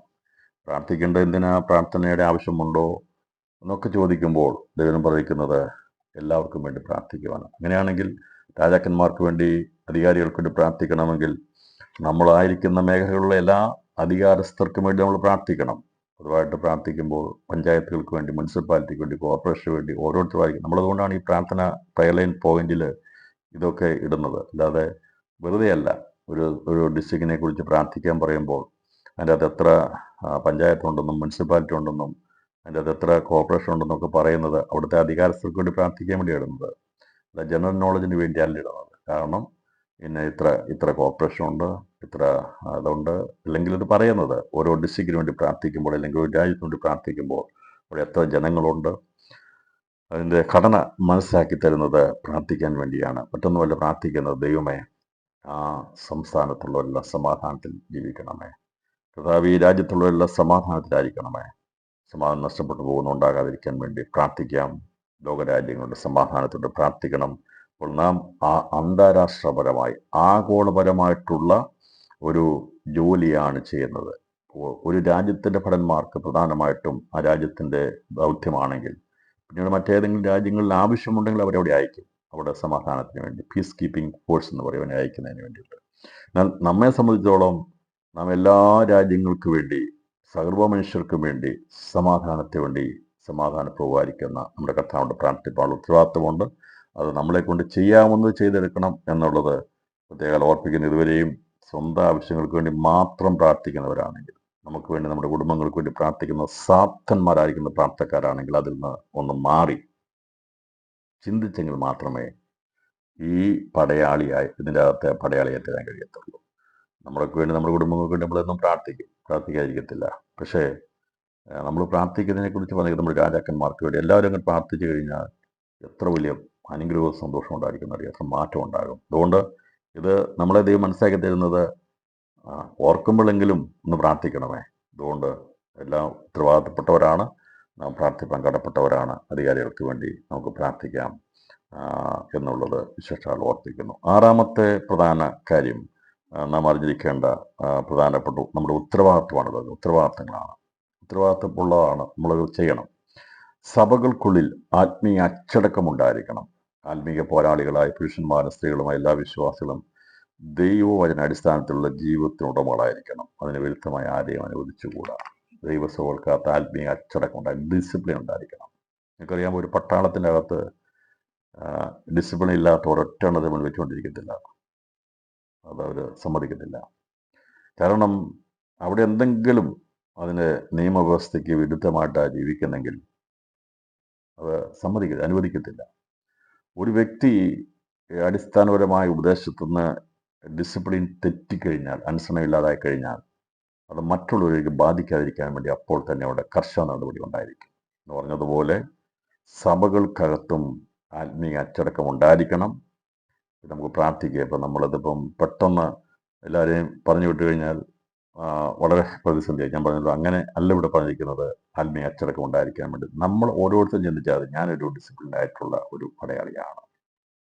മറ്റുള്ളവരെ നമ്മൾ നോക്കാൻ പാടില്ല, ദൈവത്താത്മാവ് നോക്കിക്കോളും. നമുക്കുണ്ടായിരിക്കണം വേദോപദേശിന്ന്. ഇപ്പം ഞാനൊരു പടയാളിയാണെങ്കിൽ എൻ്റെ വേഷം, എൻ്റെ ഡ്രസ്സ്, എൻ്റെ കാര്യങ്ങളൊക്കെ ഞാൻ മെയിൻറ്റെയിൻ ചെയ്യണം. ഞാൻ സമയത്ത് വരണം, ഞാൻ അതൊക്കെ ചെയ്യണം. എല്ലാവരും അങ്ങനെ ചെയ്താൽ മതി, ഓരോ പടയാളിയും ചെയ്യണം. അല്ലാതെ ഞാൻ മറ്റൊരാളെ ഇടിയിക്കാൻ വേണ്ടിയല്ല പോകേണ്ടത്, ഞാൻ അങ്ങനെ ആകുക. അങ്ങനെ ആത്മീയ അച്ചടക്കം അത് എല്ലാവർക്കും ഉണ്ടാകണം. സ്ത്രീകൾക്കും പുരുഷന്മാർക്കും ഉണ്ടാകണം, കടന്നു കുട്ടികൾക്കുണ്ടാകണം. ഇതെല്ലാം ഉണ്ടെങ്കിൽ അവനവൻ തന്നെ ഡിസിപ്ലിൻ ആണെങ്കിൽ ദൈവസഭ അനുഗ്രഹിക്കപ്പെടും. അതുകൊണ്ടായിരിക്കേണ്ട അത്യാവശ്യമാണ്, നമുക്കുണ്ടായിരിക്കേണ്ട ഉത്തരവാദിത്വമാണത്. ഞാൻ എൻ്റെ ദൈവസഭയോടുള്ള ബന്ധത്തിൽ റെസ്പോൺസിബിലിറ്റി ഉള്ളവനാണ് ആയിരിക്കുമെന്നുള്ളത് എല്ലാ വ്യക്തികളും തീരുമാനമെടുക്കാമെങ്കിൽ ആ സഭ അച്ചടക്കമുള്ളതായിരിക്കും. അത് പുരുഷന്മാരും സ്ത്രീകളും എല്ലാവരും അതിൽ അച്ചടക്കമുള്ളവരായിരിക്കണം. ഏഴാമത്തെ വിഷയം, സഭാ അധ്യക്ഷന്മാർക്ക് വേണ്ട എല്ലാ യോഗ്യതകളുമുള്ള പുരുഷന്മാരെ മാത്രമേ അധ്യക്ഷ പദവിയിലേക്ക് നിയോഗിക്കുവാൻ ദൈവം അനുവദിക്കുന്നുള്ളൂ. അപ്രകാരമുള്ളവരെയാണ് നേതൃത്വ സ്ഥാനങ്ങളിലേക്ക് കൊണ്ടുവരേണ്ടത്. അതേക്കുറിച്ച് 1 തിമോഥെയോസ് 3:1-8 വരെയുള്ള വാക്യത്തിൽ പറഞ്ഞിട്ടുണ്ട്. അത് അപ്രകാരമുള്ളവരെ ആയിരിക്കണം ഈ നേതൃത്വ സ്ഥാനങ്ങളിലേക്ക് അധ്യക്ഷന്മാരായിട്ട് വെക്കേണ്ടത്. ഇപ്പോൾ ഒരു മീറ്റിങ്ങിന് അധ്യക്ഷനായിട്ടിരിക്കുന്ന ആൾ അദ്ദേഹമാണ് ലീഡർഷിപ്പ് ചെയ്യുമ്പോൾ അതിൻ്റെ കീഴിലുള്ള ആൾക്കാരെല്ലാം നമുക്ക് മനസ്സിലാക്കി ആരാണോ ലീഡർ അദ്ദേഹം നിയന്ത്രിക്കുമ്പോൾ അതിനനുസരിച്ച് പ്രോട്ടോക്കോളാണ്. ഇപ്പോൾ നമുക്കറിയാം, ഓരോ സ്ഥലത്തും ഓരോ മീറ്റിങ്ങിന് അതനുസരിച്ചാണ് അധ്യക്ഷൻ അവിടെ നിയമിക്കുന്നത്. അധ്യക്ഷൻ ആരായിരിക്കും ചെയർ, അന്നത്തെ കാര്യങ്ങൾ നിയന്ത്രിക്കുന്നത് ആരായിരിക്കും എന്നുള്ളത് തീരുമാനിക്കുന്നത്. പ്രസിഡന്റ് ആണ് അത് അവിടുത്തെ വരുന്ന മെയിൻ ആളെങ്കിൽ അന്നത്തെ അതിൻ്റെ പ്രധാനമന്ത്രി ആയിരിക്കും അധ്യക്ഷൻ. ഞാൻ പറഞ്ഞത് അതെല്ലാം ഒരു പ്രോട്ടോക്കോളാണ്. ഇവിടെയും പറഞ്ഞിരിക്കുന്നത് ദൈവസഭയുടെ അധ്യക്ഷ പദവിയിലേക്ക് വരേണ്ടത് യോഗ്യതയുള്ളവരായിരിക്കണം, ദൈവജനം അനുവദിക്കുന്നുള്ളൂ. അപ്രകാരമുള്ളവരായിരിക്കണം, ദൈവകൃപയുള്ളവരായിരിക്കണം, യോഗ്യതയുള്ളവരായിരിക്കണം നേതൃത്വ സ്ഥാനങ്ങളിലേക്ക് വരേണ്ടത്. നേതൃത്വത്തിലുള്ളവർ കൃത്യതയുള്ളവരാണെങ്കിൽ, ആ അധ്യക്ഷൻ ശരിയായിട്ടുള്ള ആളാണെങ്കിൽ തനിക്ക് കീഴിലുള്ള ആൾക്കാരും അതുപോലെ തന്നെ മാതൃകയായിട്ട് വരുവാൻ ഇടയായിത്തീരും.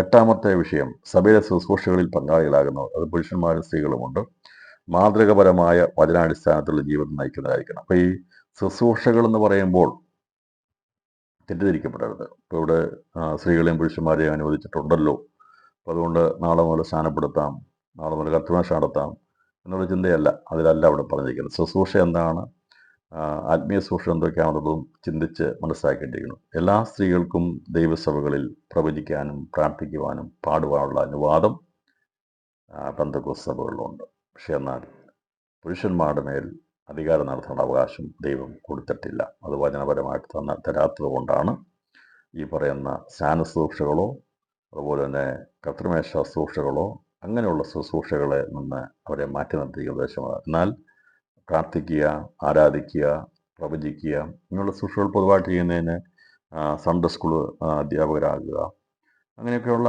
ആൾക്കാരുണ്ട്. Sunday school സ്ത്രീകൾക്കുണ്ട്. അവർ മാതൃകയുള്ളവരായിരിക്കണം, മറ്റുള്ളവരെ പരിചരിക്കുന്നത് ശുശ്രൂഷകളാണ്. ഇപ്പം ദൈവസഭയുടെ ശുശ്രൂഷയായിരുന്ന ഫേവ എന്നാണ് പറയുന്നത്. ഫേവ ദൈവസഭയുടെ ശുശ്രൂഷയായിരുന്നു. അത് എൻ്റെ അർത്ഥം പാസ്റ്റായിരുന്നല്ല, എൻ്റെ അർത്ഥം അധ്യക്ഷയായിരുന്നല്ല, എൻ്റെ അർത്ഥം ശുശ്രൂഷക്കാരിയാണ്. ശുശ്രൂഷക്കാരിത്തി എന്ന് പറയുമ്പോൾ സൺഡേ സ്കൂൾ അധ്യാപികയായിരിക്കാം, അതുപോലെ പാട്ട് ലീഡ് ചെയ്യുന്ന ആളായിരിക്കാം, അല്ലെങ്കിൽ പ്രവചിക്കുന്ന ആളായിരിക്കാം. അങ്ങനെയാണത് ശുശ്രൂഷ. അപ്പോൾ തെറ്റിദ്ധരിക്കാതിരിക്കാൻ വേണ്ടിയാണ് ഞാൻ പറഞ്ഞത്. സഭയിലെ ശുശ്രൂഷകളിൽ പങ്കാളികളാകുന്നവർ പുരുഷന്മാരും സ്ത്രീകളുമുണ്ട്. ഒരു മാതൃകപരമായിട്ടുള്ള വചനാടിസ്ഥാനത്തിലുള്ള ജീവിതം നയിക്കുന്നവരായിരിക്കണം. 1 തിമോഥെയോസിൻ്റെ ലേഖനം 3-ാം അധ്യായം 9-13 വാക്യങ്ങൾ വായിച്ചാൽ മതി. 1 തിമോഥെയോസിൻ്റെ 2-ാം അധ്യായം അതിൻ്റെ 15, 3-ാം അധ്യായം 16 വാക്യങ്ങൾ വായിക്കുമ്പോൾ ദൈവഭക്തിയുടെ മർമ്മം ക്രിസ്തുയേശുവിൽ കേന്ദ്രീകരിച്ചിട്ടുള്ളതാണ്. ദൈവഭക്തിയുടെ മർമ്മം, ദൈവരാജ്യത്തിൻ്റെ മർമ്മം, ദൈവസഭയുടെ മർമ്മം ക്രിസ്തുയേശുവിൽ കേന്ദ്രീകരിച്ചിട്ടുള്ളതാണ്. അത് കൂടാതെയുള്ള ഭക്തിവിരുദ്ധമായ യാതൊരു കാര്യങ്ങളും ദൈവസഭ അനുവദിച്ചുകൂടാ. അപ്പോൾ യേശു ക്രിസ്തുവിൽ കേന്ദ്രീകൃതമായിരിക്കുന്നതാണ് ദൈവസഭയുടെ ഭക്തി. ഇതേക്കുറിച്ച് ദൈവരാജ്യത്തിൻ്റെ മർമ്മങ്ങളെക്കുറിച്ചുള്ള ബന്ധത്തിൽ കഴിഞ്ഞ നമ്മുടെ ഈ മെയ് മാസത്തിലെ ഫാമിലി കോൺഫറൻസ് ഞാൻ മെസ്സേജ് എടുത്താണ് ദൈവസഭയുടെ ദൈവരാജ്യത്തിൻ്റെ മർമ്മങ്ങൾ എന്താണെന്നുള്ളത്. അപ്പോൾ യേശു ക്രിസ്തുവിൽ കേന്ദ്രീകൃതമായിട്ടുള്ള ആണ് ദൈവസഭയുടെ ദൈവരാജ്യത്തിൻ്റെ മർമ്മങ്ങൾ. ക്രിസ്തു കേന്ദ്രീകൃതമാകാത്ത ഭക്തിവിരുദ്ധമായ ഒരു കാര്യങ്ങളും ദൈവസഭയിൽ അനുവദിച്ചുകൂടാ. അപ്പോൾ അതുകൊണ്ടാണ് യേശു ക്രിസ്തുവിനെ അവൻ ജഡത്തിൽ വെളിപ്പെട്ടു, ആത്മാവിൽ നീതീകരിക്കപ്പെട്ടു എന്നൊക്കെ പറഞ്ഞ് ദൈവരാജ്യത്തിലെ മർമ്മങ്ങളെക്കുറിച്ച് ഈ തിമോഥെയോസ് ലേഖനത്തിൽ അനുബന്ധമായി നമ്മളന്ന് 6 വിഷയങ്ങളിൽ പഠിപ്പിച്ച് 7-ാമത്തത് മറന്നുപോയി കാണും നിങ്ങൾ. അത് എഫെസ്യർക്ക് എഴുതിയ ലേഖനത്തിൽ ഉള്ള ബന്ധത്തിൽ അത് നമ്മൾ ചിന്തിപ്പാൻ കഴിയാത്തതാണ്. അപ്പം ഇങ്ങനെ ഏറ്റവും വലിയ മർമ്മം എന്താണെന്ന് സഭയുള്ള ബന്ധത്തിൽ പറയുമ്പോൾ 7 മർമ്മങ്ങളെക്കുറിച്ച് ചിന്തിപ്പാൻ കഴിയാത്തതാണ്. അത് ക്രിസ്തുവിൽ കേന്ദ്രീകൃതമാണ്. ക്രിസ്തുവിൽ കേന്ദ്രീകൃതമായിരിക്കണം ദൈവസഭയുടെ ദൈവഭക്തിയുടെ മർമ്മം. അത് മനസ്സിലാക്കി വേണം ഇതിനകത്ത് നമ്മൾ. ഇപ്പം എല്ലാ രാജ്യത്തിനും ഒരു ബൈലോ ഉണ്ട്, ഒരു നിയമമുണ്ട്. അതിൻ്റെ കേന്ദ്രീകൃതമായിരിക്കണം ഓരോ പടയാളി നിൽക്കേണ്ടത്, അല്ലാതെ അവനവന് ഇഷ്ടമുള്ള രീതിയിലല്ല. ഇപ്പോൾ ഓരോ സംസ്ഥാനത്തിലും ഓരോ ഭാഷക്കാർക്ക് അവരുടേതായിട്ട് രീതി പോയി കഴിഞ്ഞാൽ ഒരു പൊതുവായിട്ടുള്ള രീതി വരത്തില്ല. അപ്പോൾ ഇവിടെ പലരും പല രീതി വരുന്ന ആൾക്കാരുണ്ട്. അപ്പോൾ എല്ലാവരുടെയും ഇഷ്ടത്തിനനുസരിച്ചല്ല ദൈവസഭ മുമ്പോട്ട് പോകുന്നത്. അത് എല്ലാവരും കൂടി കോമൺ ആയിട്ടുള്ള പരിസരമാ തന്നിരിക്കുന്ന വിഷയങ്ങളിൽ ആയിരിക്കണം അടിസ്ഥാനപരമായി ജീവിക്കേണ്ടതെന്നാണ് ഇവിടെ ഇതിൽ രേഖപ്പെടുത്തിയിരിക്കുന്നത്. 1 തിമോഥെയോസ് 5-ാം അധ്യായം 1-16 വാക്യങ്ങൾ പറഞ്ഞിരിക്കുന്നത് എങ്ങനെ മൂത്തവരോടും ഇളയവരോടും വിധവമാരോട് ഇടപെടുന്നതായിരിക്കണം എന്നുള്ളതിനെക്കുറിച്ച് ഇവിടെ രേഖപ്പെടുന്നത്. അത് സ്വന്തം കുടുംബത്തിലെ അംഗങ്ങളെ പോലെ ആയിരിക്കണം ഓരോ ഉത്തമ പടയാളിയും ഈ ദൈവസഭയിൽ ഇടപെടേണ്ടത്. ആഗോള ദൈവസഭയോട് ബന്ധപ്പെട്ടിരിക്കുന്നത് മൂത്തവരോടും ഇളയവരോടും വിധവമാരോടും ഇടപെടുന്നത് സ്വന്തം കുടുംബത്തിലെ അംഗങ്ങളെ പോലെ ആയിരിക്കണം. അറിയാമല്ലോ, പട്ടാളക്കാരൊക്കെ വെള്ളപ്പൊക്കം മറ്റുള്ള സമയങ്ങളൊക്കെ വരുന്ന സമയത്ത് അവരെങ്ങനെയാണ് പ്രവർത്തിക്കുന്നത്? അവർ സ്വന്തം ആൾക്കാരെ പോലെ, അമ്മമാരെ പോലെ, പെങ്ങന്മാരെ പോലെ എല്ലാവരോടും മുഖപക്ഷമില്ലാതെ എല്ലാവരും ഒരുപോലെ പ്രവർത്തിക്കുന്നത്. ആ ഒരു മനോഭാവമായിരിക്കണം. നമ്മൾ കണ്ടിട്ടുണ്ടല്ലോ, വെള്ളപ്പൊക്കം ഉണ്ടാകുന്ന സമയത്ത് പട്ടാളം ഇറങ്ങുന്നു അല്ലെങ്കിൽ മറ്റുള്ളവർ വരുന്ന സമയത്ത് അവർക്ക് ആരോടും മുഖപക്ഷമില്ല. മൂത്തവരോടും ഇളയവരോടും പിതാക്കന്മാരോടും എല്ലാം ഇടപെടുന്നത് പോലെ ആയിരിക്കണം ഇടപെടുന്ന സ്വന്തം കുടുംബത്തിലെ അംഗങ്ങളെ പോലെ ആയിരിക്കണം. അപ്പം ദൈവമക്കൾ ഇടപെടുമ്പോൾ എൻ്റെ സ്വന്തം ആളാണ് ഇന്നതെന്നുള്ള ഒരു ബോധത്തോടെ വേണം ഈ ഓരോ പടയാളിയും ഇതിൽ വർദ്ധിക്കേണ്ടത്. 11-ാമത്തെ വിഷയം, 11-ാമത്തെ നമ്മുടെ ഉത്തരവാദിത്തമായി പറഞ്ഞിരിക്കുന്നത് സഭാമൂപ്പന്മാരെ മാനിക്കണം. അവർക്കെതിരെ വേഗത്തിൽ അന്യായം എടുക്കരുത്. 1 തിമോഥെയോസ് 5:17-19 എന്ന് പറഞ്ഞാൽ സഭാമൂപ്പന്മാരെ മാനിക്കണം, അവരെ ആദരിക്കണം, ദൈവമാക്കി വെച്ചിരിക്കുന്ന ശുശ്രൂഷക്കാരെ മാനിക്കണം. അങ്ങനെ അവരുടെ എന്തെങ്കിലും തെറ്റുകളുണ്ടെങ്കിൽ, മനുഷ്യനാണ്, ഇവിടെ തെറ്റ് വന്നു കഴിഞ്ഞാൽ വേഗത്തിൽ കുറ്റപ്പെടുത്തി അവരുടെ മേൽ അന്യായം എടുക്കരുത്. നമ്മൾ അല്പസമയം വെയിറ്റ് ചെയ്താൽ മതി, അതിന് സത്യം വെളിപ്പെട്ട് പോകാൻ ഇടയാത്തരും. നമ്മളെന്തെങ്കിലും കാര്യം കേട്ട് കഴിഞ്ഞാൽ അന്നേരം തന്നെ കാള പെറ്റു എന്ന് പറയുമ്പോൾ അതിനെ കയറെടുക്കാൻ പോകരുത്. അപ്പം ദൈവദാസനോ ദൈവദാസന്റെ കുടുംബങ്ങൾക്കോ മക്കൾക്കോ എതിരെ എന്തെങ്കിലും ആക്ഷേപം ഉണ്ടായിക്കഴിഞ്ഞാൽ ഉടൻ തന്നെ പ്രതികരിക്കരുത്, ഇച്ചിരി വെയിറ്റ് ചെയ്യുക. അതിന് ഒരു മറുഭാഗം കാണും, അത് വെയിറ്റ് ചെയ്തിട്ട് വേണം അതിനകത്ത് ഇടപെടാനായിട്ട്. അല്ലാതെ പെട്ടെന്ന് എടുക്കരുത്. സഭാമൂപ്പന്മാരെ മാനിക്കണം, അവർക്കെതിരെ വേഗത്തിൽ അന്യായം എടുക്കരുത്. ഉണ്ടെങ്കിൽ എടുക്കണം, കാരണമാണ് അത് ഞാൻ പറഞ്ഞല്ലോ, പെട്ടെന്ന് തീരുമാനമെടുക്കാതെ. ഒരിക്കലും ഉത്തരവാദിത്തമുള്ള ഒരു ദൈവദാസന്റെ ജീവിതത്തിൽ അങ്ങനെ സംഭവിക്കത്തില്ല. ഏതെങ്കിലും തെറ്റുകൾ വന്നിട്ടുണ്ടെങ്കിൽ അതിന് വേഗത്തിൽ തീരുമാനമെടുക്കാതെ അതിൻ്റെ കാര്യങ്ങൾ മനസ്സിലാക്കിയിട്ട് വേണം തീരുമാനമെടുക്കേണ്ടതെന്നാണ് ഇവിടെ പറഞ്ഞിരിക്കുന്നത്. 12-ാമത്തെ കാര്യമായി പറഞ്ഞിരിക്കുന്നത് പാപം ചെയ്യുന്നവരെ ശേഷമുള്ളവർക്ക് ഭയത്തിനായി എല്ലാവരും കേൾക്കാൻ ശാസിക്കണം. ഇതൊക്കെ പട്ടാളത്തിലൊക്കെ ഉള്ളതാണ്. ഒരാൾ തെറ്റ് ചെയ്താൽ എല്ലാവരുടെ മുമ്പിൽ പണിഷ്മെൻറ്റ് കൊടുക്കും, അപ്പം വേറെ ആൾ ചെയ്യത്തില്ല. അങ്ങനെയാണ്. അപ്പോൾ അത് പിന്നെ ലേറ്റായിട്ട് വന്നു, താമസിച്ച് വന്നു കഴിഞ്ഞാൽ പരസ്യമായിട്ടുള്ള ശിക്ഷ കൊടുക്കും. പരസ്യമായിട്ട് ശിക്ഷ കഴിക്കുമ്പം അടുത്ത അവിടുത്തെ വരത്തില്ല. അപ്പം അങ്ങനെ പരസ്യമായിട്ടുള്ള അതൊരു സൈനിക നടപടിയായിട്ടാണ് പറയുക, സൈനിക ഇതായിട്ടാണ് പറയുന്നത്. പക്ഷെ നേരെ തിരിച്ചാണ്. നമുക്കങ്ങനെ എല്ലാവരുടെ മുമ്പിൽ പറഞ്ഞു കഴിഞ്ഞാൽ പിന്നെ അടുത്ത ദിവസം ചർച്ച പോലും വരത്തില്ല, അവിടെ നിർത്തും. എന്നാൽ ഇവിടെ പറയുന്നത് പാപം ചെയ്യുന്നവരെ ശേഷമുള്ളവർക്കും ഭയത്തിനായും എല്ലാവരും കേൾക്കെ ശാസിക്കണം എന്നാണ് പറയുന്നത്. അങ്ങനെ ശാസിക്കാൻ തുടങ്ങി കഴിഞ്ഞാൽ വരുന്നത് തന്നെ വലിയ ബുദ്ധിമുട്ടിയാണ്, പ്രാർത്ഥനയ്ക്ക് വരുന്നത് തന്നെ വലിയ ബുദ്ധിമുട്ടിയാണ്. അപ്പോൾ അതിന് വന്നു കഴിഞ്ഞ ശേഷം അവരെ ശാസിക്കാതെ ചെയ്ത് കഴിഞ്ഞാൽ പിന്നെ കാണത്ത് പോലും കാണത്തില്ല. അതുകൊണ്ടാണ് ദൈവസഭ ഉണ്ടായിരിക്കുന്നത്. എന്താ കാണണമെന്നറിയാവോ? പടയാളി അല്ലാത്തതുകൊണ്ടാണ്. ഉത്തമന്മാരായിരിക്കുന്ന പടയാളികളാണ് ദൈവസഭ ഉണ്ടെങ്കിൽ ഒരാൾ തെറ്റ് ചെയ്താൽ അത് ശാസിച്ചാൽ കുഴപ്പമില്ല, അന്നേരം എല്ലാവരും വിട്ടിട്ട് പോകത്തില്ല. ഇതൊന്നും ഇല്ലാത്തതുകൊണ്ടാണ് ഈ പറയുന്ന കാര്യങ്ങൾ നടക്കാത്തത്. നമ്മൾ എന്തുകൊണ്ട് നടക്കാത്തതെന്ന് വെച്ചാൽ, ശാസിച്ച് കഴിഞ്ഞാൽ അത് ചോദിക്കുമ്പം ദൈവദാസനെ ശാസിക്കുക, നിങ്ങൾ ലേറ്റായിട്ടാണ് വന്നത്, അല്ലെങ്കിൽ പ്രാർത്ഥനയ്ക്ക് വരുന്നില്ല, അത് ശാസിച്ച് കഴിഞ്ഞാൽ ഞാൻ വന്നതും പോരാ, ഇനി കുറ്റോടെ കേൾക്കണമെങ്കിൽ നാളെ വരത്തില്ല, ഇല്ല അടുത്ത സഭയിലോട്ട് പോകും. അപ്പം അതുകൊണ്ട് ഇത് പൊതുവായിട്ടുള്ള കാര്യം അറിയിക്കുന്നത്, പാവം ചെയ്യുന്നവരെ ശേഷമുള്ള ഭയത്തിനായി എല്ലാവരും കേൾക്കെ ശാസിക്കണം. ശാസിച്ചാൽ അത് ശിക്ഷിക്കുകയൊന്നും വേണ്ട, ശരിയായില്ലെന്ന് പറഞ്ഞാൽ അത് നല്ലൊരു കീഴ്വഴക്കമാണ് ദൈവം കർത്താവ് ചെയ്തിട്ടുണ്ട്. ദൈവസഭ അങ്ങനെ ചെയ്യുന്നത് നല്ലതാണ്. അത് ഓരോ പടയാളിയും അറിഞ്ഞിരിക്കേണ്ടതാണ് എന്നിവിടെ രേഖപ്പെടുത്തിയിരിക്കുന്നു.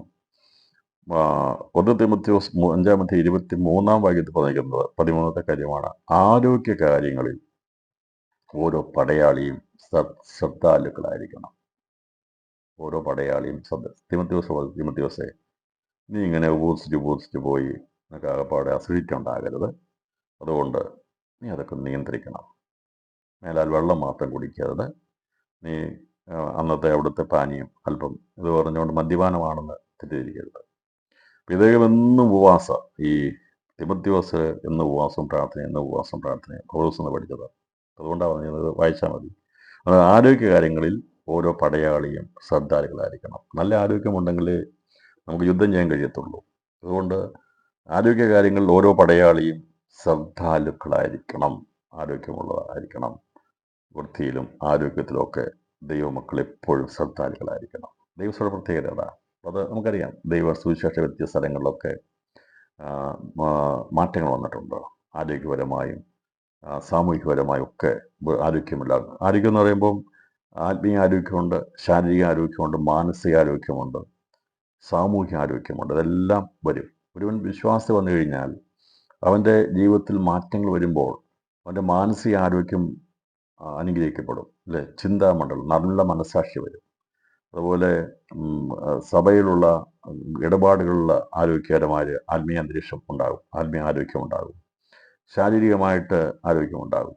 വേണ്ടാത്തൊന്നും കഴിക്കത്തില്ല, വേണ്ടാത്തൊന്നും കുടിക്കത്തില്ല, വേണ്ടാത്തൊന്നും വലിക്കത്തില്ല. അതുപോലെ എല്ലാവരും അതിൽ നിന്ന് നിയന്ത്രിച്ച് കഴിയുമ്പോൾ ആ ശരീരത്തിന് വേണ്ട ആരോഗ്യമുണ്ടാകും.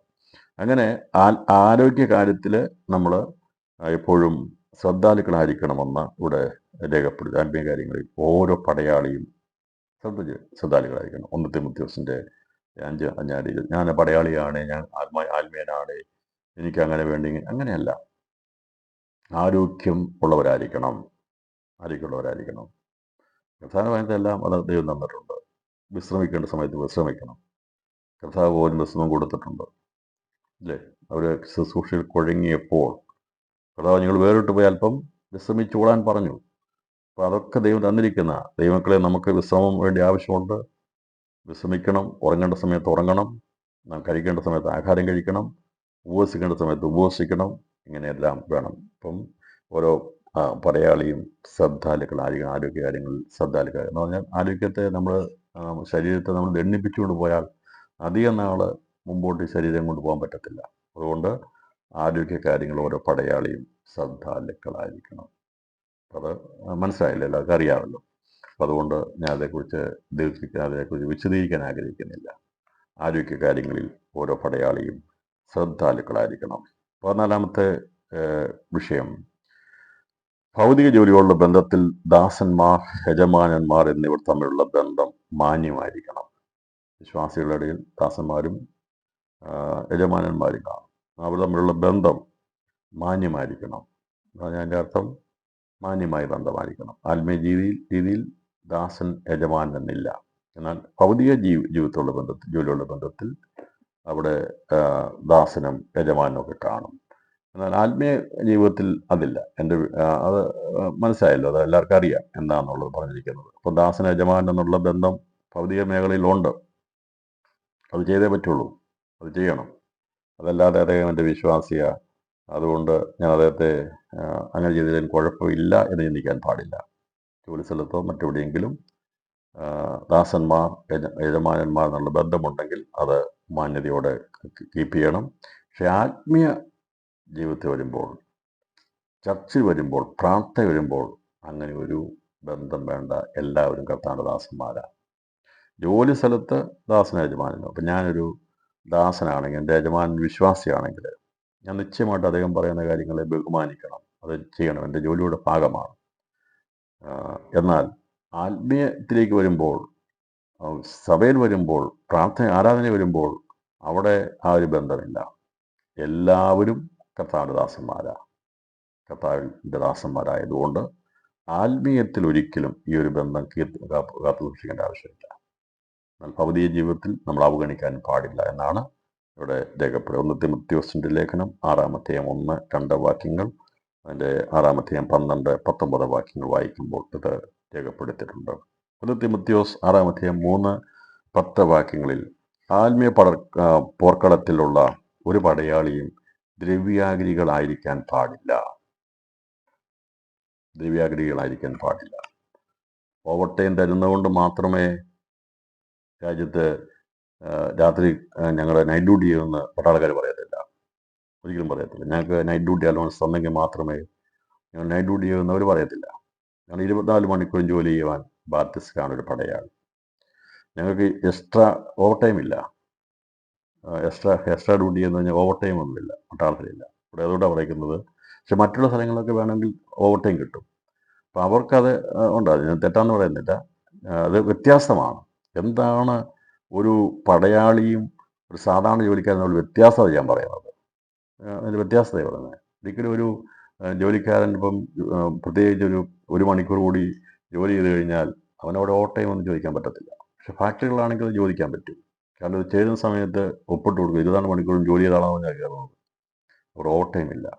കാരണം ആ ജോലിക്ക് അതിൻ്റെ ആവശ്യകത അതാണ്. അപ്പോൾ ദൈവസഭയുടെ അംഗങ്ങൾക്ക്, ദൈവമക്കൾക്ക് ഈ പറയുന്ന ദ്രവ്യാഗ്രഹം ഉണ്ടാകാൻ പാടില്ല. ഞാൻ പ്രാർത്ഥിക്കുന്നതുകൊണ്ടോ, ഞാൻ ക്ലാസ് എടുക്കുന്നത് കൊണ്ടോ, അല്ലെങ്കിൽ പ്രത്യേകമായിട്ടൊരു വീട്ടിൽ വരുന്നതുകൊണ്ടോ ഒന്നും പ്രത്യേകിച്ചൊരു ഫീസോ കാര്യങ്ങളോ വെച്ച് ചെയ്യരുതെന്നാണ് എൻ്റെ അർത്ഥം. ദ്രവ്യാഗ്രഹം ഉണ്ടാകാൻ പാടില്ല. അത് എല്ലാവർക്കും മനസ്സിലായിരിക്കുന്നു. ദ്രവ്യാഗ്രഹികൾ ആകാൻ പാടില്ല. ദ്രവ്യാഗ്രഹം പൈസ മോഹിച്ചുകൊണ്ടുള്ള ശുശ്രൂഷ ആയിരിക്കരുത് എന്നാണ് ഇവിടെ ലേഖനത്തിൽ വ്യക്തമായിട്ട് പറഞ്ഞിരിക്കുന്നത്. നമ്മൾ കഴിഞ്ഞ ദിവസം നമ്മൾ ചിന്തിച്ചിരുന്നു. അപ്പം അതുകൊണ്ട് ഒരിക്കൽ കൂടി ഇത് പറയുകയാണ്, ഇതിനാണ് എല്ലാവരും വീണു പോകുന്നൊരു മേഖലയാണ് ദ്രവ്യാഗ്രഹം. കാരണം അത് ലോകത്ത് നമ്മുടെ ജീവിതത്തിന് ആവശ്യമായ കാര്യമാണ് ദ്രവ്യാഗ്രഹം. അതുകൊണ്ട് ദ്രവ്യാഗ്രഹം സകല ദോഷത്തിന് കാരണമായതുകൊണ്ട് എല്ലാ മനുഷ്യർക്കും ഈ ഒരു ആവശ്യമുണ്ട്. പക്ഷേ ആവശ്യമുള്ളത് കൊണ്ട് അതിൻ്റെ അകത്ത് ആഗ്രഹം ഉണ്ടാകാൻ പാടില്ല. ദ്രവ്യാഗ്രഹം എന്ന് പറഞ്ഞാൽ സകല ദോഷത്തിന് കാരണമായി തരും. പിന്നെ സ്നേഹിക്കാൻ കഴിയത്തില്ല, വലിപ്പച്ചെറുപ്പം ഉണ്ടാക്കും, ഇവിടെ എനിക്ക് പൈസ തന്നു, അവർ തന്നില്ല, അങ്ങനെ വ്യത്യാസങ്ങളൊക്കെ വരും. ഞാൻ പറഞ്ഞില്ല, അതൊക്കെ ദൈവമായിട്ട് തീർത്തോളണം. ദൈവത്തോട് പ്രാർത്ഥിക്കണം. തരുന്നവരെയൊക്കെ മറന്നു കളയരുത്. ആര് തന്നാലും അവരെ മറന്നു കളയാൻ പാടില്ല. ഞാൻ തരാതിരിക്കുന്നതുകൊണ്ട് അവർക്കെതിരെയും ഒന്നും പറയാൻ പറ്റത്തില്ല. അപ്പം ദ്രവ്യാഗ്രഹം ഉണ്ടാകാൻ പാടില്ല. അതാണ് അവിടെ പറയുന്നത്. ആത്മീയ പോർക്കളത്തിലുള്ളവർ നമുക്ക് പ്രത്യേകമായിട്ടുള്ളൊരു ഫീസ് കിട്ടുമെന്ന് വിചാരിച്ചുകൊണ്ടല്ല ദൈവവേല ചെയ്യുന്നത്. ഞാൻ സൈന്യത്തെക്കുറിച്ച് പറഞ്ഞ മനസ്സിലായി വിചാരിക്കുന്നു. ഒരു സൈന്യത്തിലൊരാൾ പോർക്കളത്തിൽ സിയാച്ചിന് ജോലി ചെയ്യുന്നതുകൊണ്ട് അവിടെ പ്രത്യേക അലവൻസ് കൊടുക്കുന്നുണ്ട്. അത് അവരുടെ മെൻ്റൽ ബൂസ്റ്റിന് വേണ്ടിയാണ്. പക്ഷേ നൈറ്റ് ഡ്യൂട്ടി ചെയ്യുന്നതിന് വേണ്ടിയോ മറ്റുള്ള കാര്യങ്ങൾക്ക് വേണ്ടിയൊന്നും പ്രത്യേക കൊടുക്കണം. ചില സ്ഥലങ്ങളിൽ അത് ഞാൻ പറഞ്ഞുള്ളൂ, പ്രത്യേക ചില സ്ഥലങ്ങളിൽ കൊടുക്കാറുണ്ട്. ദൈവം അത് കൊടുത്തോളും, ദൈവം തന്നോളും. ഓരോരുത്തരുടെയും ജോലിയുടെ മേഖല അനുസരിച്ചാണ്. ദൈവമാണ് നമ്മുടെ യജമാനൻ, ദൈവമാണ് നൽകേണ്ടത്. എന്നാൽ ഈ പടയാളികളായിരിക്കുന്ന ഒരു വ്യക്തി പോലും അത് ഗവൺമെൻറ് നോക്കി കണ്ടും ചെയ്യും. ഇനിയാൾ ഇത്രയും ഉയർത്തിപ്പോയി മഞ്ഞ് ജോലി ചെയ്യുമ്പോൾ അവൻ എന്തെങ്കിലും ഒരു അലവൻസ് കൊടുക്കുന്നത് അത് ഗവൺമെൻറ് ആരും ഇവിടെ പോകത്തില്ല. ഇവിടെ മഞ്ഞെന്ന് എഴുതി കാണിച്ചാൽ മതി, പലരും വരയ്ക്കാൻ തുടങ്ങും. പക്ഷെ അന്നേരം -15, 30 ഒക്കെയുള്ള ഡിഗ്രി സെൻറ്റിഗ്രേഡിൽ ജോലി ചെയ്യുന്ന പട്ടാളക്കാരെ അതൊരു ഗവൺമെൻറ് എന്തെങ്കിലും അലവൻസ് കൊടുക്കുന്നത് അവരോട് ചെയ്യുന്നൊരു ആദരവാണ്. അതാണ് ഞാൻ പറഞ്ഞത്. അപ്പം എല്ലാത്തിനും സംശയം വരരുത്. അവിടെ പ്രത്യേക അലവൻസ് കൊടുക്കുന്നില്ല എന്ന് ചോദിച്ചാൽ അതിൻ്റെ അർത്ഥം ഇതാണ്. ഫ്ലൈങ്ങിൻ്റെ അലവൻസ് കൊടുക്കും, മറ്റേ അലവൻസൊക്കെ ഉണ്ട്. പക്ഷേ 24 മണിക്കൂർ ജോലിക്ക് സമയത്തിൻ്റെ ബന്ധിതമായിട്ടുള്ള പൈസ കൊടുക്കത്തില്ല. 24 മണിക്കൂറും ജോലി ബൗണ്ടഡാണ്. 24 hours ജോലി ചെയ്തേ പറ്റുള്ളൂ. അതാണ് ഇവിടെ പറഞ്ഞിരിക്കുന്നത്. കൊണ്ട് ഈ ഒരിക്കലും ദ്രവ്യാഗ്രഹികളാകാൻ പാടില്ല എന്നുള്ളത് ഇവിടെ പറഞ്ഞിരിക്കുന്നു. 1 തിമോത്തി 6:11-16 വാക്യങ്ങളിൽ ഓരോ പടയാളിയും ദൈവത്തിൻ്റെ മനുഷ്യനായി ജീവിക്കുന്നതായിരിക്കണം. എൻ്റെ 6:11-16 വായിച്ചാൽ ദൈവത്തിൻ്റെ മനുഷ്യനായുള്ളവ എന്ന് പറയുന്നത് വിട്ടോടി നീതി സമാധാനം എന്നൊക്കെ പറഞ്ഞിരിക്കുന്നത്. അപ്പോൾ അത് വായിച്ചാൽ മതി. അപ്പോൾ അതിനകത്ത് പറഞ്ഞിരിക്കുന്നത് ദൈവത്തിൻ്റെ മനുഷ്യനായിരിക്കണം. എനിക്ക് ദൈവത്തിൻ്റെ മനുഷ്യനായി ജീവിക്കണമെന്നുള്ള ഇവരായിരിക്കണം ഓരോ പടയാളിയും എന്നുള്ളത് ഇവിടെ രേഖപ്പെടുത്തിയിരിക്കുന്നു. അപ്പോൾ ദൈവത്തിൻ്റെ മനുഷ്യനായി ജീവിക്കുന്നവർ ആയിരിക്കണം ഓരോ പടയാളികളും. അത് നീയോ ദൈവത്തിൻ്റെ മനുഷ്യനായുള്ളവയെ അത് വിട്ടോടി. ഏതാണ് വിട്ടോടേണ്ടത്? അതിന് മുകളിൽ പറഞ്ഞിട്ടുണ്ട്, ദ്രവ്യാഗ്രഹം സകലവിധ ദോഷത്തിനും കാരണമല്ലോ. ചിലർ കാംക്ഷിച്ചിട്ട് വിശ്വാസം വിട്ടുവിടുന്ന ബഹുദുഃഖങ്ങൾക്ക് അധീനരായി തീർന്നിരിക്കുന്നു. ധനികരാകുവാൻ ആഗ്രഹിക്കുന്നവരും പരീക്ഷയുടെ പിണിയിലും അകപ്പെടുവാൻ ഇടയാത്തരും. പെട്ടെന്ന് പണം ഉണ്ടാക്കാനുള്ള ആഗ്രഹമുള്ളവരുണ്ട്. ഭയങ്കര ചതിയിൽപ്പെടും, കെണിയിൽപ്പെട്ടു പോകും. ഈ എല്ലാം ദൈവം നൽകും, സ്റ്റഡി ആയിട്ട് അത് വർദ്ധിച്ച് വരികയാണ് ചെയ്തത്. ഒരു ദിവസം കൊണ്ട് പണക്കാനാകാനുള്ള ശ്രമം ഉണ്ടാകരുത്. ദൈവം നമുക്ക് വേണ്ടതൊക്കെ നൽകുന്നതേ. അതൊക്കെ പറഞ്ഞത് അത് വർദ്ധിച്ചു വരും, അത് ക്രമമായിട്ട് വർദ്ധിച്ചു വരും, പെട്ടെന്നല്ല. അത് ദൈവത്തിൻ്റെ സമയത്ത് തരും. നീയോ ദൈവത്തിൻ്റെ മനുഷ്യനായുള്ളവയെ അത് വിട്ടോടി എന്ന് പറഞ്ഞാൽ ദ്രവ്യാഗ്രഹം വിട്ടോടി നീതി, ഭക്തി, വിശ്വാസം, സ്നേഹം, ക്ഷമ, സൗമ്യത എന്നിവയെ പിന്തുടരുക. ദൈവത്തിന് നല്ല പോർ പൊരുതുക, നിത്യജീവനെ പിടിച്ചുകൊള്ളുക എന്ന് പറയുന്നു. 2 തിമോത്തിയോസിന്റെ ലേഖനത്തിലേക്ക് വരുമ്പോൾ 1-6 വാക്യത്തിലെ വിശുദ്ധന്മാരുടെ കൈവപ്പിനാൽ ലഭിച്ചുള്ള ദൈവത്തിന്റെ കൃപാവരം ജലിപ്പിക്കണം. അപ്പോൾ വിശുദ്ധന്മാരുടെ കൈവപ്പിനാൽ, അപ്പോസ്തലന്മാരാൽ, ദൈവശുശ്രൂഷയിലുള്ളവരാൽ കൈവപ്പിനാൽ ലഭിച്ചിരിക്കുന്ന കൃപാവരങ്ങളുണ്ട്. അത് ജ്വലിപ്പിക്കണം. നമുക്ക് തന്നിരിക്കുന്ന കൃപയുടെ വരങ്ങളെ നാം ഓരോ പടയാളിയും ജ്വലിപ്പിക്കണം. അത് ഓരോ ജോലിയുള്ള ബന്ധത്തിലെ മേഖലകൾ തന്നെ. ഓരോ ജോലിക്കും അതിൻ്റെതായിട്ടുള്ള അവർക്ക് കൊടുത്തിരിക്കുന്ന അതിലവർ മികവുള്ളവരായിരിക്കും. അതാണ് അർത്ഥം. നമുക്കറിയാം, ജോലി പടയാളിക്ക് ഓരോ ജോലി കൊടുക്കുമ്പോൾ അതിൻ്റെ അകത്ത് ഓരോ ദിവസത്തിലും അതിൻ്റെ അകത്ത് പ്രാവീണ്യം ഉണ്ടായിരിക്കണം, അതിൻ്റെ അകത്ത് മികവുണ്ടായിരിക്കണം, എക്സ്പെർട്ടൈസ് ആകണം. അതാണ് ഇവിടെ ഉദ്ദേശിച്ചിരിക്കുന്നത്. 18-ാമത്തെ കാര്യം, കർത്താവായ യേശുവിൻ്റെ സ്നേഹത്താൽ വ്യാപരിക്കുന്ന ആത്മാവിൻ്റെ ധൈര്യമുള്ളവരായിരിക്കണം. 2 തിമോത്തിയോസ് 1-ാം അധ്യായം 7-ാം വാക്യത്തിൽ പറഞ്ഞിരിക്കുന്നത് നാം ധൈര്യമുള്ളവരായിരിക്കണം. ഒരു ആത്മാവിൻ്റെ ധൈര്യമുള്ളവരായിരിക്കണം. ഭീരുത്വത്തിൻ്റെ ആത്മാവിനെ അല്ല, ശക്തിയുടെയും സ്നേഹത്തിൻ്റെയും സുബോധത്തിൻ്റെയും ആത്മാവിനെ അത്രേ ദൈവം നമുക്ക് തന്നത്. അപ്പോൾ ദൈവം തന്നിരിക്കുന്ന പരിശുദ്ധാത്മാവിനാൽ ഭീരുത്വത്തിൻ്റെ ആത്മാവിനെ അല്ല, അവർക്ക് ആത്മാവിൻ്റെ ധൈര്യമുള്ളവരായിരിക്കണം. ആത്മാവിൻ്റെ ധൈര്യം, ഭീരുത്വത്തിൻ്റെ ആത്മാവിനല്ല. ഇവിടെ പറഞ്ഞിരിക്കുന്ന സ്നേഹത്തിൻ്റെ, അവ ശക്തിയുടെയും സ്നേഹത്തിൻ്റെയും സുബോധത്തിൻ്റെയും ആത്മാവിനെ അത്രേ ദൈവം നമുക്ക് തന്നിരിക്കുന്നത്. അപ്പോൾ ഈ ദൈവം തന്നിരിക്കുന്ന ഈ സുബോധം അത് നമ്മൾ കാത്തു സൂക്ഷിക്കണം. അത് സമാധാനം ഉണ്ടായിരിക്കണം. അത് സ്നേഹത്തിൽ ശക്തിയുടെ സന്ദേശം, ആ ശക്തിയാണ് നമ്മൾ വ്യാപരിക്കേണ്ടത്. ഭീരുക്കളാകാൻ പാടില്ല എന്നുള്ളത് പ്രത്യേകമായി നമ്മൾ ചിന്തിക്കേണ്ടിയിരിക്കുന്നു. 2 തിമോത്തിയോസ് 1-ാം അധ്യായം 2-3 വാക്യങ്ങളിൽ പറഞ്ഞിരിക്കുന്ന ക്രിസ്തുയേശുവിന് ഉത്തമന്മാർ സുവിശേഷത്തിനായി കഷ്ടം സഹിക്കുന്നതിൽ വിമുഖരാകാൻ പാടില്ല.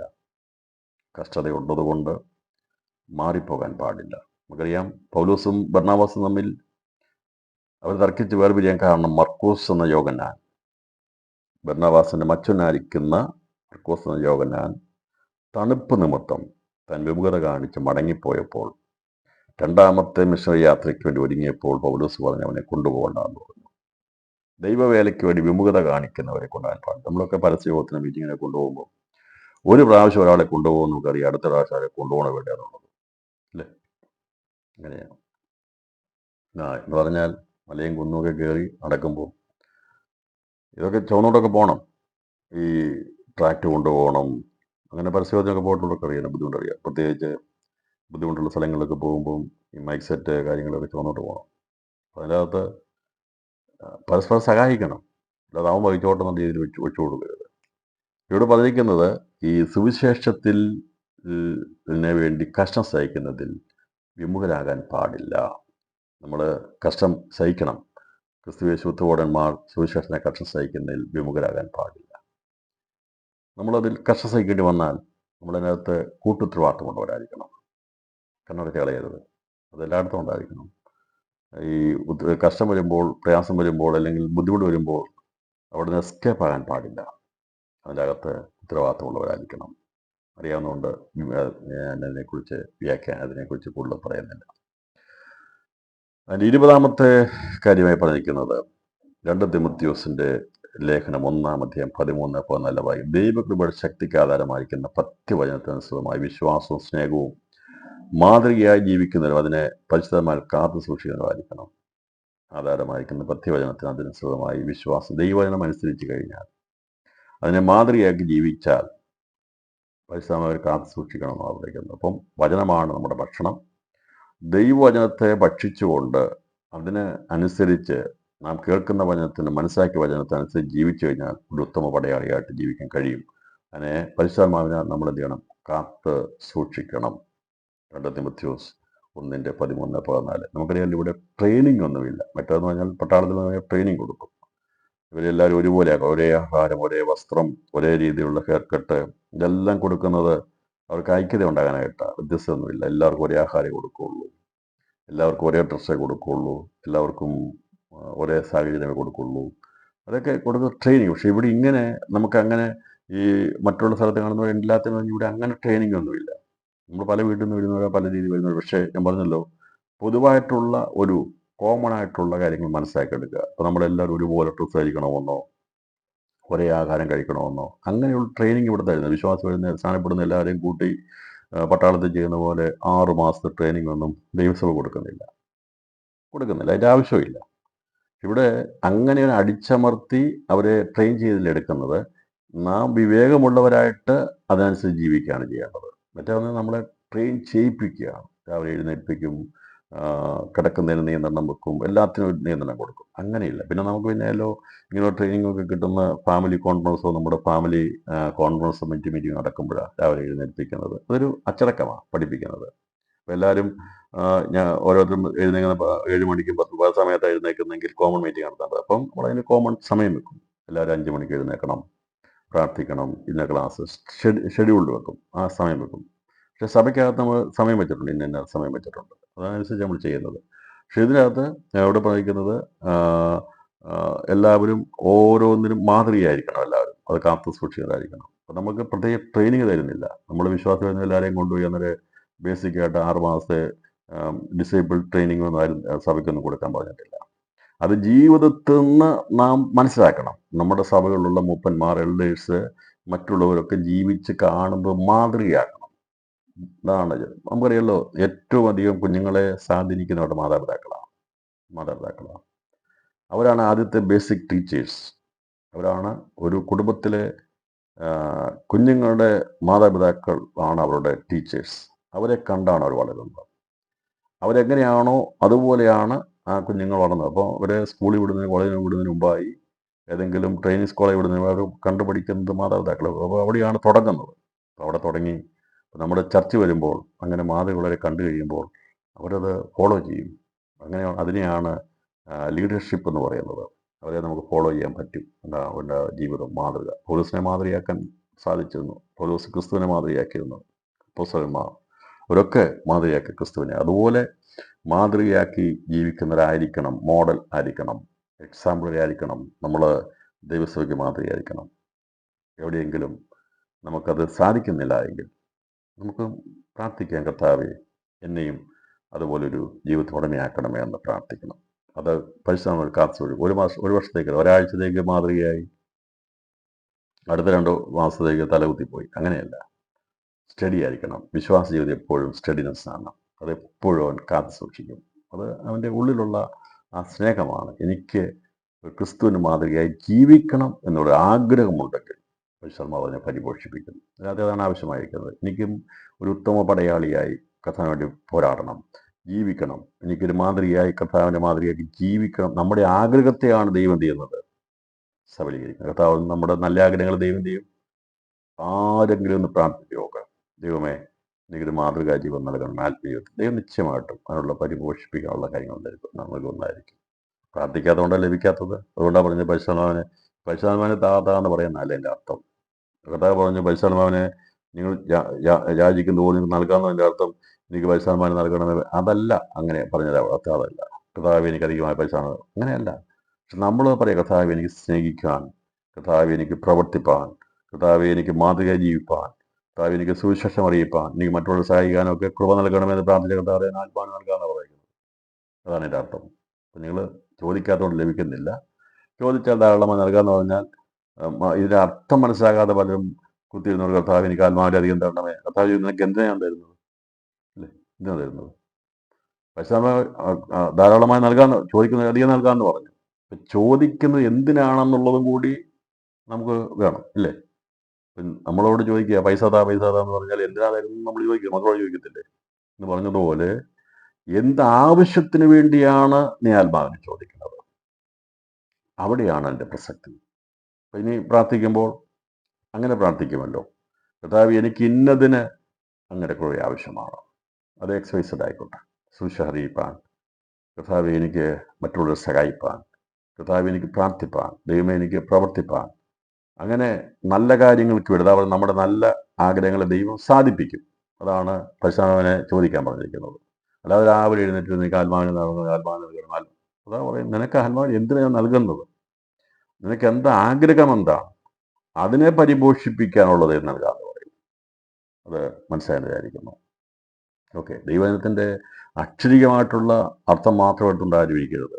കർത്താവ് ആത്മാവിനെ പറഞ്ഞു, നമ്മൾ പ്രാർത്ഥിക്കുക, കർത്താവേ നീ പറഞ്ഞിട്ടുണ്ടല്ലോ എനിക്ക് ആത്മാവിനെ അധികമായി നൽകാമെന്ന്, എനിക്ക് താ എന്ന് പറഞ്ഞാൽ കർത്താവ് അങ്ങനെ ആത്മാവിനെ നൽകത്തില്ല.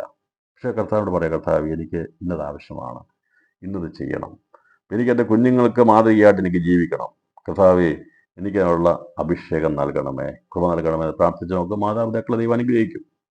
കുഞ്ഞുങ്ങൾ പ്രാർത്ഥിക്കുക, കർത്താവേ എനിക്ക് എൻ്റെ അപ്പനെ അമ്മയ്ക്ക് അനുസരിച്ച് ജീവിക്കാനുള്ള കൃപ നൽകണമേ, കർത്താവ് എനിക്ക് സ്കൂളിൽ പഠിക്കാൻ, മറ്റുള്ളവർക്ക് മാതൃകയായി ജീവിപ്പാൻ, നല്ല വിശ്വാസമായി ജീവിപ്പാൻ എനിക്ക് കൃപ നൽകണമെന്ന് പ്രാർത്ഥിക്കുക. ദൈവം പറയാൻ നിനക്ക് കൃപ നൽകാം, ധാരാളമായി ആത്മാവിനെ നൽകും. നമ്മുടെ പ്രാർത്ഥനാ ജീവിതത്തിലും നമ്മുടെ ആവശ്യങ്ങളിലും ആഗ്രഹങ്ങളിലും മാറ്റമുണ്ടാകണം. ബൈബിൾ ക്ലാസ്സിനെ പഠനം മുഖാന്തരമായിട്ട് കാര്യം മനസ്സിലായിരിക്കുന്നു. ഇനിയും പ്രാർത്ഥിക്കുമ്പോൾ കൃപയാണ് ആവശ്യം. നമ്മൾ പ്രാർത്ഥിക്കും, കർത്താവേ എനിക്ക് ഇന്നത് ചെയ്യുവാൻ എനിക്ക് കൃപ ആവശ്യമാണ്, എൻ്റെ മാതാപിതാക്കളെ നോക്കാൻ എനിക്ക് കൃപ ആവശ്യമാണ്, കർത്താവേ, എൻ്റെ ഇനി ഏത് വിഷയമാണോ നമുക്ക് സങ്കീർണമായിട്ടുള്ളത്, ആ വിഷയത്തിൽ നമ്മൾ പ്രാർത്ഥിക്കണം. കർത്താവേ, ഈ വിഷയത്തിൽ എനിക്ക് നിങ്ങളുടെ കൃപയുടെ ആത്മാവ് എനിക്ക് ആവശ്യമാണ്. അങ്ങനെ പ്രാർത്ഥിക്കുക. ദൈവം പറയും നിനക്ക് ധാരാളമായി നമുക്ക് നൽകാം. നമ്മളൊന്നും ചോദിക്കാതെ, ഒരാവശ്യമില്ലാതെ ആത്മാവിനെ താ കർത്താവേ, ആത്മാവിനെ താഴ്ന്നവനെ കർത്താവ് പറയാൻ എൻ്റെ ആവശ്യം നിനക്കില്ല എന്ന് പറയും. പണ്ടത്തെ പോലെ തന്നെ ഒരു അന്യഭാഷ പറഞ്ഞിരിക്കുക, അത്രയേ ഉള്ളൂ. എന്നാൽ നമ്മുടെ ആവശ്യങ്ങളെ നാം അറിയിച്ചുകൊണ്ട്, കർത്താവ് എനിക്ക് ഇന്നതിന് വേണ്ടി ആവശ്യമുണ്ട്, കർത്താവ് എനിക്ക് ആവശ്യം, നിന്റെ അഭിഷേകം വേണം എന്ന് പറഞ്ഞ കർത്താവിനെ തരും. അതാണ് അവിടെ രേഖപ്പെടുത്തിയിരിക്കുന്നതിൻ്റെ പ്രധാന കാരണങ്ങൾ അവിടെ പറഞ്ഞിരിക്കുന്നത്. 21-ാമത്തെ പോയിന്റായിട്ട് ഇവിടെ പറഞ്ഞിരിക്കുന്നത്, കർത്താവ് വെളിപ്പെടുത്തി തന്ന സത്യോപദേശങ്ങളെല്ലാം അവനുവിൽ തന്നെ വയ്ക്കാതെ മറ്റുള്ളവരെ ഉപദേശിപ്പാൻ സമർത്ഥരായ വിശ്വസ്ത മനുഷ്യരെ ഫലമേൽപ്പിക്കണം. ദൈവജനം അത് മറ്റുള്ളവർ വിശ്വസ്തരായിട്ടുള്ളവരെ ഫലമേൽപ്പിക്കണം. 2 തിമോഥെയോസ് 2:2 ഇത് നമുക്ക് ലഭിക്കുന്നതൊക്കെ മറ്റുള്ളവരെ ഫലമേൽപ്പിക്കണം. അതുകൊണ്ടാണ് ക്ലാസ് എടുക്കുന്നത്, പുസ്തകം എഴുതുന്നത്, യൂട്യൂബിലിടുന്നത്. മറ്റൊന്നിനും വേണ്ടിയല്ല, ഇത് ആരെങ്കിലും ഏറ്റെടുക്കണം. അതിനുവേണ്ടിയാണ് ഫലമേൽപ്പിക്കുന്നത്. പൗലോസ് അങ്ങനെ സമർത്ഥന്മാരായി കണ്ടവരെ, വിശ്വസ്ത മനുഷ്യരെ അത് ഫലമേൽപ്പിച്ചിരുന്നു.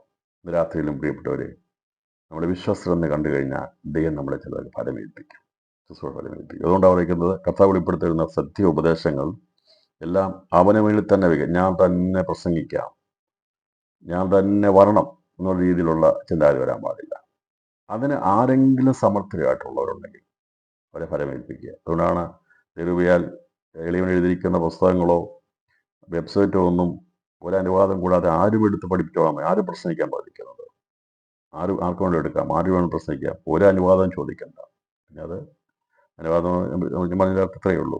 അത് എല്ലാവരെയും ഫലമേൽപ്പിക്കുവാൻ, വിശ്വസ്തരായിട്ടുള്ളവരെ ഫലമേൽപ്പിക്കാൻ അത് പറഞ്ഞിരിക്കുന്നത്. ഫലമേൽപ്പിക്കണം. വിശ്വസ്തരായിട്ടുള്ള ആര് അത് ഏറ്റെടുക്കാൻ, അവരെ കണ്ടിട്ട് അത് ഏൽപ്പിക്കുന്ന ചുമതല പൗലോസ് കാണിച്ചു. അങ്ങനെയാണ് തിമോഥെയോസിനൊക്കെ ആ ചുമതല ഏൽപ്പിച്ചു. 2 തിമോഥെയോസ് 2:4 ജീവന കാര്യങ്ങൾ ഇടപെടാതെ പടചേർത്തവനെ പ്രസാദിപ്പിക്കുന്നവരായിരിക്കണം.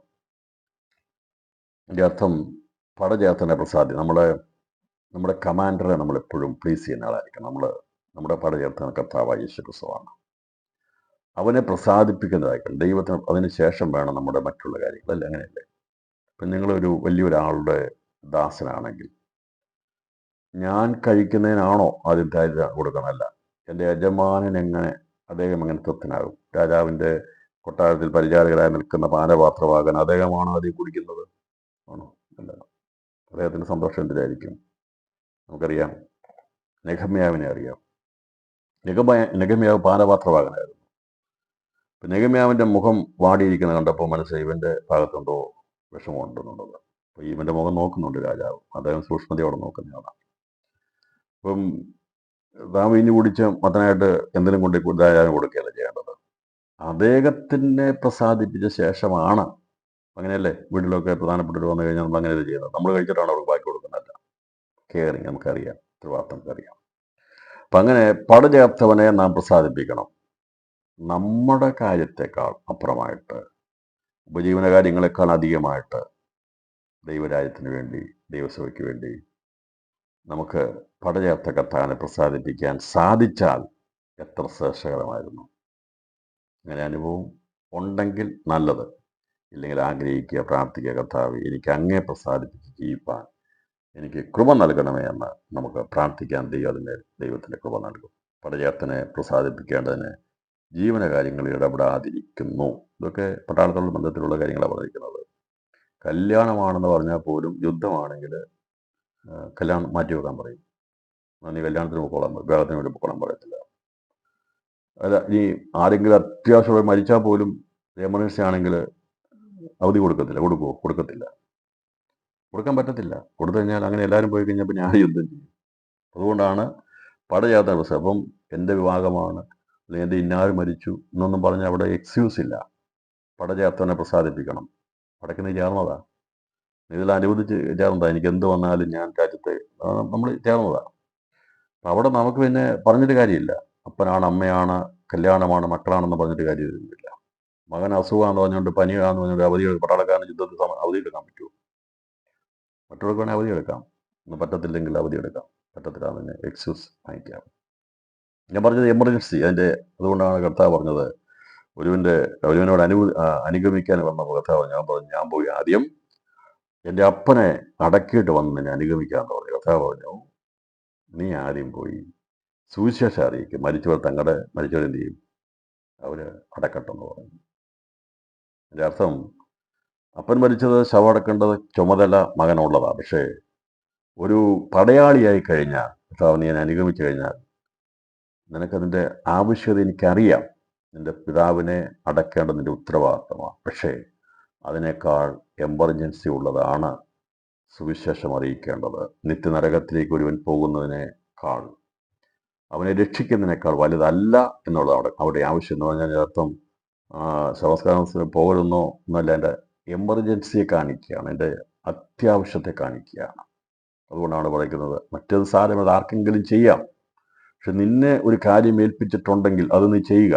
ഇവിടെ വന്ന് പറഞ്ഞതാ, ഞാൻ പോയി, നിങ്ങൾക്കറിയാമല്ലോ, അമ്മ ഒന്ന് പറഞ്ഞു, കർത്താവേ ഞാൻ എൻ്റെ അപ്പനെ പോയി അടക്കിയിട്ട് വന്ന് നിന്നെ അനുഗമിക്കാന്ന് പറഞ്ഞു. കർത്താവ്, ഞാൻ അങ്ങനെയല്ല, ഇത് എമർജൻസിയാണ്, നീ പോയി സുവിശേഷം അറിയിക്കുക, ബാക്കിയുള്ള എൻ്റെ അർത്ഥം അതിൻ്റെ വ്യക്തമായെന്ന് വിചാരിക്കുന്നു. അപ്പോൾ ഈ പടചേർത്തവനെ പ്രസാദിപ്പിക്കുക എന്നതിൻ്റെ അർത്ഥം അതാണ്.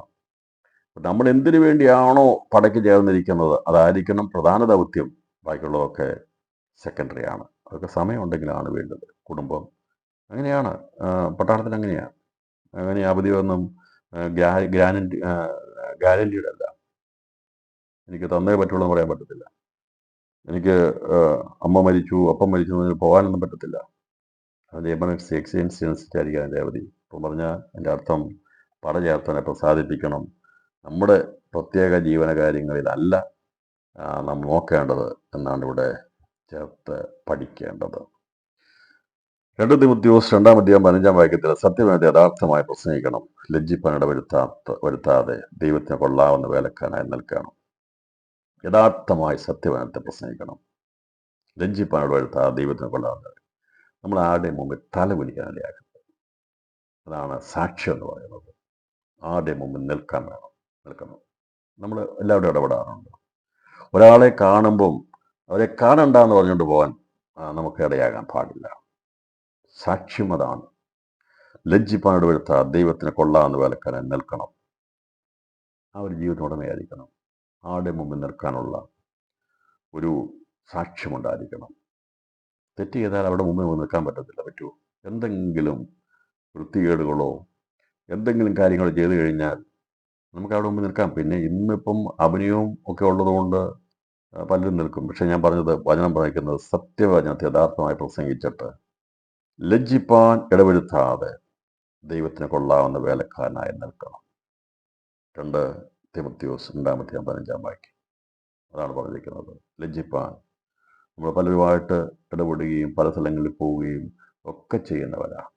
എന്നാൽ ഞാൻ പറഞ്ഞല്ലോ, ഏത് സ്ഥലത്തും നമ്മൾ ഇടപെട്ടവരെ കാണുമ്പോൾ അവരുടെ മുമ്പിൽ നിൽക്കാൻ ഒരു ലക്ഷ്യമുണ്ടാകാൻ പാടില്ല. അവരാണ് ഒരു ആത്മീയ പടയാളിയുടെ ക്വാളിറ്റിയായി, യോഗ്യതയായി ഇവിടെ പറഞ്ഞിരിക്കുന്നത്. ആ ഒരു രീതിയിലേക്ക് ജീവിക്കണം. അതാണ് ദൈവത്തിൻ്റെ ദേവദാസന്മാരുടെ മാതൃകയായി പറഞ്ഞിരിക്കുന്നത്. 2 തിമോത്തിയോസ് 2-ാം-16 വാക്യം പറയുന്നത്, തന്നെത്താൻ വെടിപ്പാക്കണം, യൗവനമോഹങ്ങളെ വിട്ടോടണം, നീതിയും വിശ്വാസവും സ്നേഹവും ശുദ്ധഹൃദയത്തോടെ കർത്താവിനെ വിളിച്ചപേക്ഷിക്കുന്ന എല്ലാവരോടും സമാധാനമായിരിക്കണം.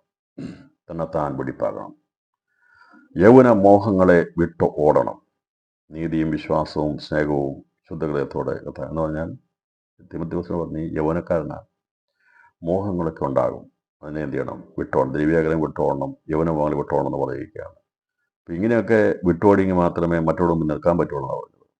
ഇത് വിട്ടോടാതെ ഇതൊക്കെ പിടിച്ചോണ്ട് കൈ ചെയ്യുന്ന ഞാൻ നിനക്കാരുടെ മുന്നിൽ നിൽക്കാൻ പറ്റത്തില്ല. ലജ്ജിച്ച് തലതാഴ്ത്തി പലരുടെ അടുത്തേക്കും അങ്ങനെ ആകാൻ പാടില്ല.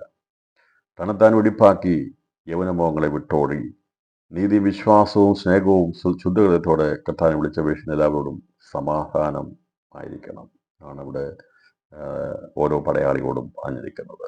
അപ്പം വിട്ടോടണം. ദൈവത്തിന് മനുഷ്യനായുള്ളവയെ ദ്രവ്യാഗ്രഹം വിട്ടോടണം. യൗവനക്കാരോട് പോകണം, യൗവനമോഹങ്ങളെ വിട്ടോടണം. ഓരോരുത്തർക്കും ഓരോ മോഹങ്ങളും വിട്ടോടേണ്ടതാണ്. യൗവനക്കാർ മോഹങ്ങളെ വിട്ടോടാൻ പറഞ്ഞു. എല്ലാവർക്കും ഉള്ളതാണ്. പ്രത്യേകിച്ച് സാമ്പത്തിക വിഷയം, ദ്രവ്യാഗ്രഹം, അതിനെ വിട്ടോടണം. അങ്ങനെ വിട്ടോടേണ്ടത് വിട്ടോടണം. ദൈവത്തിന് മനുഷ്യനാകണം. ദൈവത്തിന് മനുഷ്യനായിട്ട് നിന്നാൽ നമുക്ക് എല്ലാവരുടെ മുമ്പിൽ നിൽക്കാം, എല്ലാവരോടും സമാധാനമായിരിക്കാനും കഴിയും. 2 തിമോഥെയോസ് 3-ാം അധ്യായം 1 മുതൽ 5 വരെയുള്ള വാക്യങ്ങളിൽ അന്ത്യകാല ലക്ഷണത്തിൻ്റെ സ്വഭാവമുള്ളവരെ വിട്ടൊഴിയണം, അവരുമായി ചങ്ങാത്തം പാടില്ല. 2 തിമോഥെയോസ് അതിൻ്റെ ലേഖനത്തിൽ പറഞ്ഞിരിക്കുന്നത് 2 തിമോഥെയോസിൻ്റെ ലേഖനം 3-ാം അധ്യായം 1 മുതൽ 5 വരെയുള്ള വാക്യങ്ങളെ അന്ത്യകാല ലക്ഷണങ്ങളുണ്ട്. അത് 1-ാം നൂറ്റാണ്ട് തുടങ്ങിയ അന്ത്യകാലം. ദുർഘട സമയങ്ങൾ വരുമെന്നറിയാം. മനുഷ്യർ സ്വസ്നേഹികളും ദ്രവ്യാഗ്രഹികളും വമ്പു പറയുന്നവരും അഹങ്കാരികളും ദൂഷകന്മാരും അമ്മയപ്പന്മാരനുസരിക്കാത്തവരും നന്ദി കെട്ടവരും അശുദ്ധരും വാത്സല്യമില്ലാത്തവരും ഇണങ്ങാത്തവരും ഏഷണിക്കാരും അജിതന്മാരും ഉഗ്രന്മാരും സൽഗുണദേഷികളും ദ്രോഹികളും ദാർഷ്ട്യക്കാരും നെഗളികളുമായി ദൈവപ്രിയമില്ലാതെ ഭോഗപ്രിയരായി ഭക്തിയോടെ വേഷം ധരിച്ച് അതിൻ്റെ ശക്തി ത്യജിക്കുന്നവരുമായിരിക്കും. അങ്ങനെയുള്ളവരെ വിട്ടൊഴിയുക. പൗലോസ് വളരെ വ്യക്തമായി പറഞ്ഞിരിക്കുക, രേഖപ്പെടുത്തി ഇതൊക്കെ ഉള്ളതുള്ളത്. പക്ഷെ ഇവരൊക്കെ ഭക്തിക്കാരാണ്. വേഷത്തിൽ ഭക്തി ഉണ്ടായിരിക്കും, ജീവിതത്തിൽ കാണത്തില്ല. സൂക്ഷിക്കണം. വേഷഭൂഷാദികളിൽ ഭക്തി കാണിക്കുകയല്ല, ജീവിതത്തിൽ നാം അതിനെ അണിയണം. പറയുന്ന അക്ഷയഭൂഷണമായ ഇതിലല്ല, ക്ഷയിച്ചു പോകുന്നതിലല്ല. ഈ പുറമെയുള്ളതെല്ലാം ക്ഷയിച്ചു പോകും. നമ്മൾ സൗന്ദര്യം വരുത്തിയാൽ ഇതെല്ലാം ക്ഷയിച്ചു പോകുന്നതാണ്. വരുത്തേണ്ടത് ഞാൻ പറഞ്ഞതല്ല, അതൊക്കെ വേണം, മുടി വെട്ടിക്കണം, അതെല്ലാം ചെയ്യണം. പക്ഷെ നമ്മളിപ്പോൾ വസ്ത്രമൊക്കെ ധരിച്ച് ഏതെല്ലാം രീതിയിൽ ഒരു വേഷം ഉണ്ടാക്കാൻ, വിശ്വാസിയുടെ വേഷം അണിയുകയല്ല ചെയ്യേണ്ടത്. വിശ്വാസിയായി തന്നെ നമുക്ക് ജീവിക്കാം. ഒരു പടയാളി ഫാൻസി ഡ്രസ്സിൽ പലരും, സിനിമയ്ക്കകത്ത് പലരും പട്ടാളക്കാരുടെ വേഷം വരാറുണ്ട് അല്ലേ. നന്നായിട്ട് അഭിനയിക്കാൻ വേണമെങ്കിൽ ഏത് വേഷവും ധരിക്കും, ഏത് വേണമെങ്കിലും ഫൈറ്റർ പൈലറ്റായിട്ടോ ഒക്കെ അഭിനയിക്കാം. പക്ഷെ അവർക്ക് ഒരു യഥാർത്ഥമായിട്ടുള്ള ഒരു പ്ലെയിനിൽ നിന്ന് പറപ്പിക്കാൻ പറ്റുമോ? ചെയ്യാൻ പറ്റുമോ? പറ്റത്തില്ല. അഭിനയിക്കാൻ പറ്റും, പക്ഷേ യഥാർത്ഥത്തിൽ പറ്റത്തില്ല. അപ്പോൾ യാഥാർത്ഥ്യവും അഭിനയവും തമ്മിൽ വ്യത്യാസമുണ്ട്. നമുക്ക് നോക്കുമ്പോൾ എല്ലാം ഒരുപോലെ തോന്നും, അതെല്ലാം ഒരുപോലെയാണ് വിചാരിക്കും. ഒരു ലക്ഷണം കയറിയിരിക്കുന്നേ ഉള്ളൂ. പറക്കാനൊന്നും പറ്റത്തില്ല, ആരെ കൊണ്ട് പറ്റത്തില്ല. ഞാൻ പറഞ്ഞത് ഒരു വിശ്വാസിയായിട്ട് അഭിനയിക്കാൻ പറ്റും. അതിൻ്റെ വേഷഭൂഷാദികൾ ധരിച്ച് വേണമെങ്കിൽ അതിനെ അഭിനയിക്കാൻ പറ്റും. പക്ഷേ യാഥാർത്ഥ്യത്തിൽ അതല്ലെങ്കിൽ പ്രയോജനമില്ല. അതുകൊണ്ടാണ് പറയുന്നത് അങ്ങനെയുള്ളതായി തീരാൻ പാടില്ല. ഭക്തിയുടെ വേഷം ധരിച്ച് അതിൻ്റെ ശക്തി ത്യജിക്കുന്നതാകരുത്. നാം ശക്തിയുള്ളവരായിരിക്കണം. ദൈവവചനത്തിൻ്റെ ശക്തിയും ആത്മാവിൻ്റെ ശക്തിയും ഉള്ളവരായി, സ്നേഹത്തിൻ്റെ ശക്തിയിൽ നമ്മളുള്ളവരായിരിക്കണം എന്നാണ് ഇവിടെ രേഖപ്പെടുത്തിയിരിക്കുന്നത്. 2 തിമോഥെയോസ് 3-ാം അധ്യായം 3:13 ക്രിസ്തുവേശു ഭക്തിയോടെ ജീവിപ്പാൻ മനസ്സുള്ള എല്ലാവർക്കും ഉപദ്രവം ഉണ്ടാകും എന്ന് വേണം. സുവിശേഷ വേലയിൽ പോരാടുക. വിശ്വാസി വന്നാൽ ഉപദ്രവം ഉണ്ടാകും. അതുപോലെ തന്നെ സുവിശേഷ വേലയിലോട്ട് നമ്മൾ പ്രധാനമായിട്ട് നമ്മുടെ വീട്, മീറ്റിങ്ങുകൾ, കാര്യങ്ങളൊക്കെ വിട്ടുകൊടുത്താൽ നിശ്ചയമായിട്ടും ഉപദ്രവം ഉണ്ടാകും. ആരെല്ലാം സുവിശേഷ വേലയ്ക്ക് വേണ്ടി ചുമൽ കൊടുത്തിട്ടുണ്ടോ അവർക്കെല്ലാം ഉപദ്രവം ഉണ്ടായിട്ടുണ്ട്. അപ്പം വിചാരിക്കും ഇതൊന്നും ചെയ്തിരുന്നാൽ കുഴപ്പമില്ലല്ലോ. അങ്ങനെയല്ല, ഉപദ്രവം ഉണ്ടാകാം. കണ്ടുവേണം. ക്രിസ്തുവേശു ഭക്തിയോടെ ജീവിപ്പാൻ മനസ്സുള്ളവർക്കെല്ലാം ഉപദ്രവം ഉണ്ടാകും. ആത്മപ്രകാരം ജനിച്ചവനെ ജഡപ്രകാരം ജനിച്ചവനെന്ത് ചെയ്യുന്നു? ഉപദ്രവിക്കുന്നു. അതങ്ങനെയാണ്. അബ്രഹാമിൻ്റെ മകനായ ഇസ്ഹാക്കിൻ്റെ മകനായിരിക്കുന്ന യാക്കോബിൻ്റെ ചരിത്രത്തിലേക്ക് പിടിക്കുമ്പോൾ ഇസ്ഹാക്കിന് 2 മക്കൾ, ഒന്ന് ആത്മപ്രകാരം ജനിച്ചവനും ഒന്ന് ജഡപ്രകാരം. അത് ഉണ്ട്, എവിടെയാണേലും ഈ ഒരു പോരാട്ടം ഉണ്ടാകും. നമ്മൾ ആത്മീയപ്രകാരം ജനിച്ചു കഴിയുമ്പോൾ ജഡപ്രകാരമുള്ള ഉപദ്രവം ഉണ്ടാകും. അത് അറിഞ്ഞു വേണം സുവിശേഷ വേലയിൽ പോരാടുവാനായിട്ട്. പ്രാർത്ഥിക്കാനൊക്കെ പോകുമ്പോൾ അതൊക്കെ ഉണ്ടാകാം.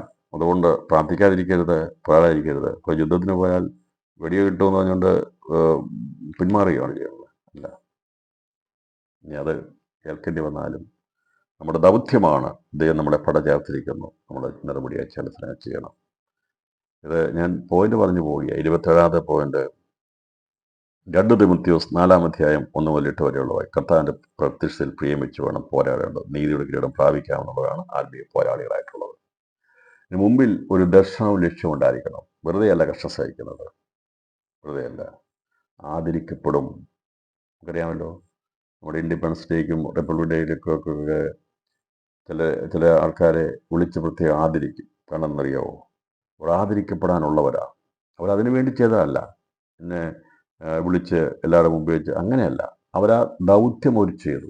അതിൻ്റെ അത് വിശ്വസ്തത കാണിച്ചു കഴിയുമ്പോൾ അവരെ ആദരിക്കേണ്ട സമയത്ത് അവരെ ആദരിക്കും. രാത്രിയിൽ പ്രിയപ്പെട്ടവരെ, കർത്താവിൻ്റെ പ്രത്യക്ഷതയിൽ എനിക്ക് പങ്കാളിയാറ്റണം. എന്നെ ആരും ആദരിച്ചില്ലെങ്കിലും എനിക്ക് ആ കർത്താവിൻ്റെ എനിക്ക് ചേരണം, പ്രിയം വെക്കണം.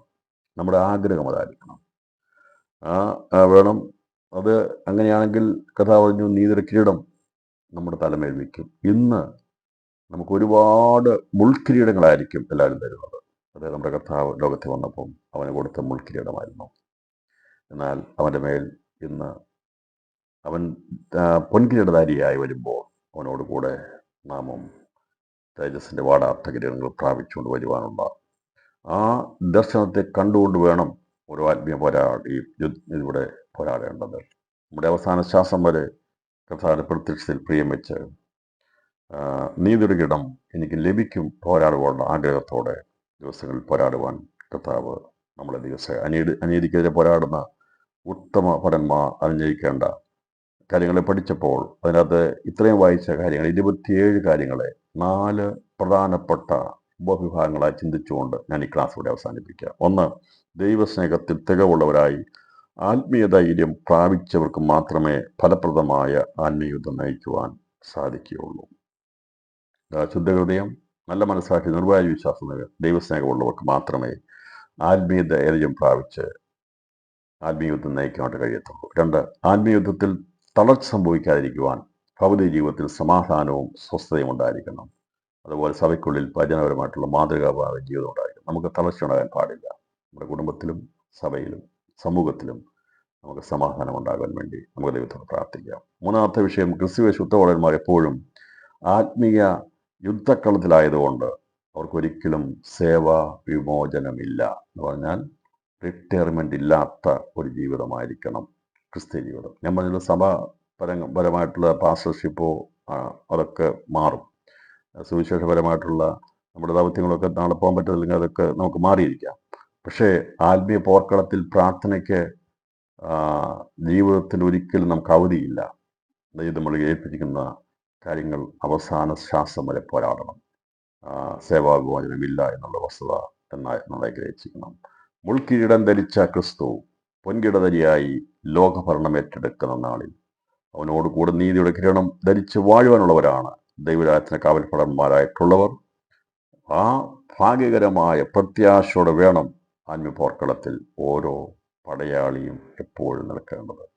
അത് നമ്മുടെ രാജ്യത്തിൻ്റെ പതാക ഏറ്റവും ഉയർന്ന് അത് പറക്കേണ്ടതുപോലെ അതിനുവേണ്ടി ഓരോ പടയാളിയും രാജ്യത്തെ കാത്തു സൂക്ഷിക്കുന്നത്.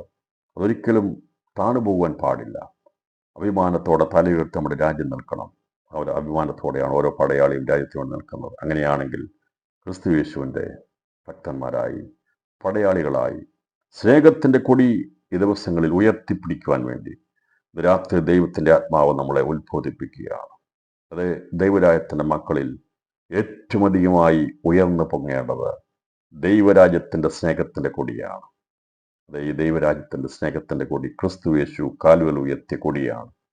നമ്മളിൽ ദൈവം ഫലമേൽപ്പിച്ചിരിക്കുക ആത്മീയ പോരാളികളായിരിക്കുന്ന യേശു ക്രിസ്തുവിന് വേണ്ടി ആത്മീയ യുദ്ധക്കളത്തിൽ നിരനിരയായി നിൽക്കുന്ന എല്ലാവരുടെയും കൈകളിൽ ദൈവം തന്നിരിക്കുന്നത് സ്നേഹത്തിൻ്റെ കൊടിയാണ്. രാത്രി അതിനെ ഉയർത്തിപ്പിടിക്കാം. അതെ, യേശുവിൻ്റെ സ്നേഹത്തിൻ്റെ കൊടി ഉയർത്തിപ്പിടിക്കുവാൻ ഓരോ ഉത്തമ പടയാളിയും നമ്മുടെ ജീവിതത്തിൽ നമ്മുടെ തലയ്ക്ക് മീതെ എനിക്ക് മീതെ നിങ്ങൾ എല്ലാവരുടെയും മീതെ ഉയർത്തിപ്പിടിക്കേണ്ടത് സ്നേഹത്തിൻ്റെ കൊടിയാണ്. അതുകൊണ്ടാണ് ഉത്തമഗീതത്തിൽ പറഞ്ഞിരിക്കുന്നത്, അവൻ എന്നെ സ്നേഹത്തിൻ്റെ കൊടി കീഴിൽ അവൻ എന്നെ പിടിച്ചിരിക്കുന്നുള്ളത്. അതുകൊണ്ട് നമുക്ക് ആ സ്നേഹത്തിൻ്റെ കൊടി പിടിച്ചുകൊണ്ട് ദൈവത്തിൻ്റെ ഉത്തമ സാക്ഷികളായി ഇതുണ്ടോ, ദൈവത്തിൻ്റെ സ്നേഹമുണ്ടോ, ബാക്കിയുള്ളതെല്ലാം അതിനകത്തുണ്ടായിരിക്കും. യേശുവിനെ ഉയർത്തുവാൻ നമ്മൾ ഏൽപ്പിച്ചു കൊടുത്തു കഴിഞ്ഞാൽ എത്ര പേർക്ക് എൻ്റെ ജീവിതത്തിൽ എൻ്റെ യേശുവിനെ എനിക്ക് ഉയർത്തണം, അവൻ്റെ സ്നേഹത്തിൻ്റെ കൊടി എനിക്ക് ഉയർത്തണം, എൻ്റെ ജീവിതം മുഖാന്തരമായി എനിക്കത് ഉയർത്തുവാനിടയാത്ത പിന്നെ നമുക്കൊരു അതിൻ്റെ അകത്തൊരു അഭിമാനം ഉണ്ടായിരിക്കുന്നതായിരിക്കണം. പല സ്ഥലങ്ങളിലും നമ്മൾ ചെല്ലുമ്പോൾ പലപ്പോഴും നമ്മൾ വിഷമിക്കാറുണ്ട്. എനിക്കറിയാം, പല കൗണ്ടറുകളിൽ ചെല്ലുമ്പോൾ ഇന്ന് ഞാൻ രാവിലെ ഒരു എക്സ്പീരിയൻസ് ചെയ്തു. ഞാൻ റെയിൽവേ സ്റ്റേഷനിൽ കൗണ്ടറിൽ ചെന്നപ്പോൾ ഒരു പ്രത്യേക അനുഭവം ഉണ്ടായി. രാവിലെ ഞാൻ 4 മണിക്ക് കഴിഞ്ഞപ്പോൾ നമുക്കറിയാം പല സ്ഥലങ്ങളിൽ ചെല്ലുമ്പോൾ അവരൊക്കെ ഭയങ്കര ദേഷ്യത്തോടെ കയറിയ, പക്ഷെ അദ്ദേഹം എനിക്ക് വളരെ ഡീസൻ്റായിട്ട് ഇടപെടുന്നുണ്ട്. എനിക്ക് പ്രത്യേക ഒരു അഭിമാനം തോന്നി. എല്ലാവരോടും താൻ വളരെ സ്നേഹത്തോടെ ഇടപെട്ടു, വളരെ ഇടപെട്ടു. സാധാരണ രീതിയിൽ ഒരു കൗണ്ടറോട് ചെന്ന് കഴിഞ്ഞാൽ പിന്നെ ചിലറിയുണ്ട്, അങ്ങനെയുണ്ട്. ഞാൻ ചിന്ത കൊടുത്തപ്പോൾ അദ്ദേഹം വളരെ സ്നേഹത്തോടെ. അപ്പോൾ ഞാൻ അദ്ദേഹത്തെ ബോധം നോക്കി. പ്രിയപ്പെട്ടവരെ, നമുക്കൊരു അധികാരമോ എവിടെയെങ്കിലും ഉണ്ടെങ്കിൽ സ്നേഹത്തോടെ ഇടപെടാം. നമുക്കൊരു ഉത്തരവാദിത്വം തന്നിട്ടുണ്ടെങ്കിൽ ദൈവസ്നേഹത്തെ ഇടപെടാം. മറ്റുള്ളവർ മനസ്സിലാക്കണം എന്താണ് ദൈവസ്നേഹം എന്നുള്ളത്. ഇന്ന് രാത്രിയിൽ ഞാൻ പറഞ്ഞ പ്രത്യേകതയുണ്ട്, നമ്മൾ അംഗീകരിക്കും. പൊതുവായി കാണുന്നതിനേക്കാൾ വ്യത്യസ്തമായിട്ട് ആരെങ്കിലും നമ്മൾ ഇടപെട്ടാൽ നമ്മളതിനെ എന്ത് ചെയ്യും? നമ്മൾ നോട്ട് ചെയ്യും, നമ്മളതിനെ മനസ്സിലാക്കും. എനിക്കതിന് സന്തോഷം തോന്നി. അദ്ദേഹത്തെ എനിക്ക് കണ്ടപ്പോൾ ആ കൗണ്ടറിരിക്കുന്ന ആളോട് എനിക്ക് സന്തോഷം. ഞാൻ പറഞ്ഞത്, ഏത് സ്ഥലത്തും ഒരു ജീവിതത്തിൻ്റെ മാതൃക ഉണ്ടായിരിക്കണം. മറ്റുള്ള ഇടപെടുമ്പോൾ സ്നേഹത്തെ ഇടപെടുവാൻ. അത് ഒരുപക്ഷെ ഉറക്കളച്ചിരിക്കുന്നതായിരിക്കാം, ജോലി ചെയ്യുന്നതായിരിക്കാം, എല്ലാം ചെയ്യും. ആവശ്യത്തിന് വരുമ്പോൾ നമുക്ക് ദിവസങ്ങളിൽ ക്രിസ്തുവിൻ്റെ സ്നേഹം ഉയർത്തിപ്പിടിക്കാം.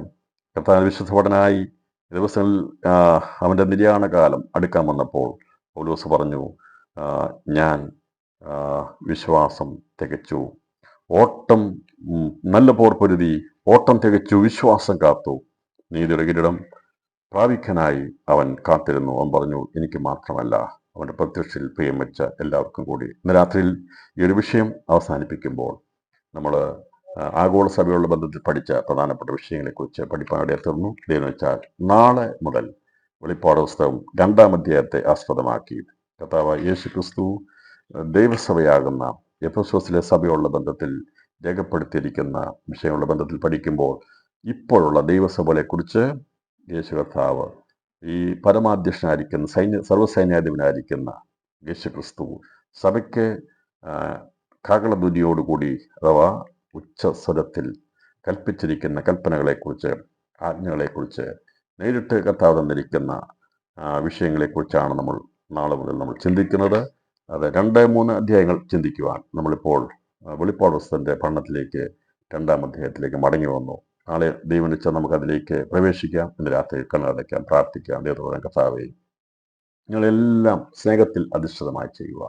നിങ്ങൾ ചെയ്യുന്ന എല്ലാം സ്നേഹത്തിൽ ചെയ്യുകയും രാത്രിയിൽ ദുരഭിമാനത്തോടെയല്ല, അത് നമ്മൾ അങ്ങനെയുള്ള കാര്യത്തോടെയല്ല, ഷാഠ്യത്തോടെയല്ല, ഷാഠ്യവും ദുരഭിമാനത്തോടെയല്ല, ദൈവസ്നേഹത്തിൽ നമുക്ക് കാര്യങ്ങളെ ചെയ്യുവാൻ കർത്താവ് നമ്മെ സഹായിക്കും. പലപ്പോഴും നമ്മൾ ഷാഠ്യത്തോടെ പലതും ചെയ്തിട്ടുണ്ട്, ദുരഭിമാനത്തോടെ പലതും ചെയ്തിട്ടുണ്ട്.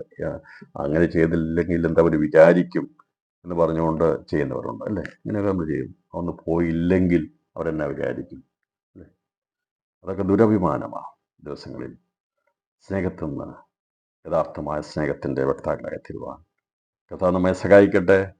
സ്നേഹത്തിൻ്റെ കൂടി ഉയർത്തിപ്പിടിക്കുന്ന ആത്മീയ പോർക്കളത്തിലെ ക്രിസ്തുയേശുവിൻ്റെ പടയാളികളെ തിരുവാൻ കാൽവറിയിൽ യേശു ക്രിസ്തു അവൻ ഒരു തുണി കൊണ്ടുള്ള ഒരു കൊടിയല്ല ഉയർത്തിയത്, അവൻ്റെ ശരീരം തന്നെ നമുക്ക് വേണ്ടി തകർക്കപ്പെട്ടു.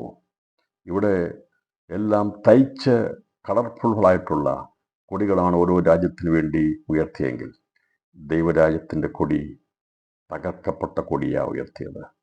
ശരീരം തകർക്കപ്പെട്ടവനായ യേശു ഒരു കൊടിയായി അടയാളമായി തീർന്നത് തകർന്നു കിടക്കുന്ന മനുഷ്യവംശത്തെ ചേർത്ത് പണിയുവാൻ, അവനെ പണിതെടുത്ത് അവനോട് സദൃശന്മാരാക്കി തീർക്കാൻ വേണ്ടിയ ഈ കൊടി അവിടെ ഉയർത്തപ്പെട്ടത്. അങ്ങനെയെങ്കിൽ അവൻ്റെ പോരാളികളായിരിക്കുന്ന ഞാനും നിങ്ങളും ദിവസങ്ങളിൽ തകർക്കപ്പെടുവാൻ സാധ്യതകളോളമുണ്ട്, ഉപദ്രവം സഹിപ്പാൻ സാധ്യതകളോളമുണ്ട്. ആ സ്നേഹത്തിൻ്റെ കൊടി ഉയർത്തിക്കൊണ്ട് നമുക്ക് പണിയപ്പെടാം. എന്നേക്കും നിൽക്കുന്ന, ഒരിക്കലും കോട്ടമില്ലാത്ത, എന്നേക്കും നിൽക്കുന്ന ദൈവരാജ്യത്തിൻ്റെ ആത്മീയ പടയാളികളായി നിൽക്കുവാൻ ദിവസങ്ങളിൽ കർത്താവ് നമ്മെ സഹായിക്കട്ടെ. ആ സ്നേഹത്തിൻ്റെ കൊടി വാഹകരായി തീരുവാൻ ദൈവം നമ്മൾ തന്നിരിക്കുന്ന ദൈവസ്നേഹം നിറഞ്ഞു കവിയുന്നവരായി സ്നേഹത്തിൽ ജീവിച്ച് യേശു ക്രിസ്തുവിൻ്റെ ഉത്തമ പടയാളികളായി തീർന്ന് നല്ല പൊരുതി ഓട്ടം തെയ്യിക്കാം. യേശു കർത്താവ് വരികയാണെങ്കിൽ നമുക്ക് അവനോടുകൂടെ രൂപാന്തരപ്പെട്ടെടുക്കപ്പെടുവാൻ കർത്താവ് നമ്മെ സഹായിക്കട്ടെ എന്നുള്ള ദൂത് കൈമാറിക്കൊണ്ട് വചന സൂക്ഷിക്കുവാൻ വിടുന്നു. കർത്താവ് നമ്മെ ഏവരെയും ധാരാളമായി അനുഗ്രഹിക്കുമാറാകട്ടെ. Thank you.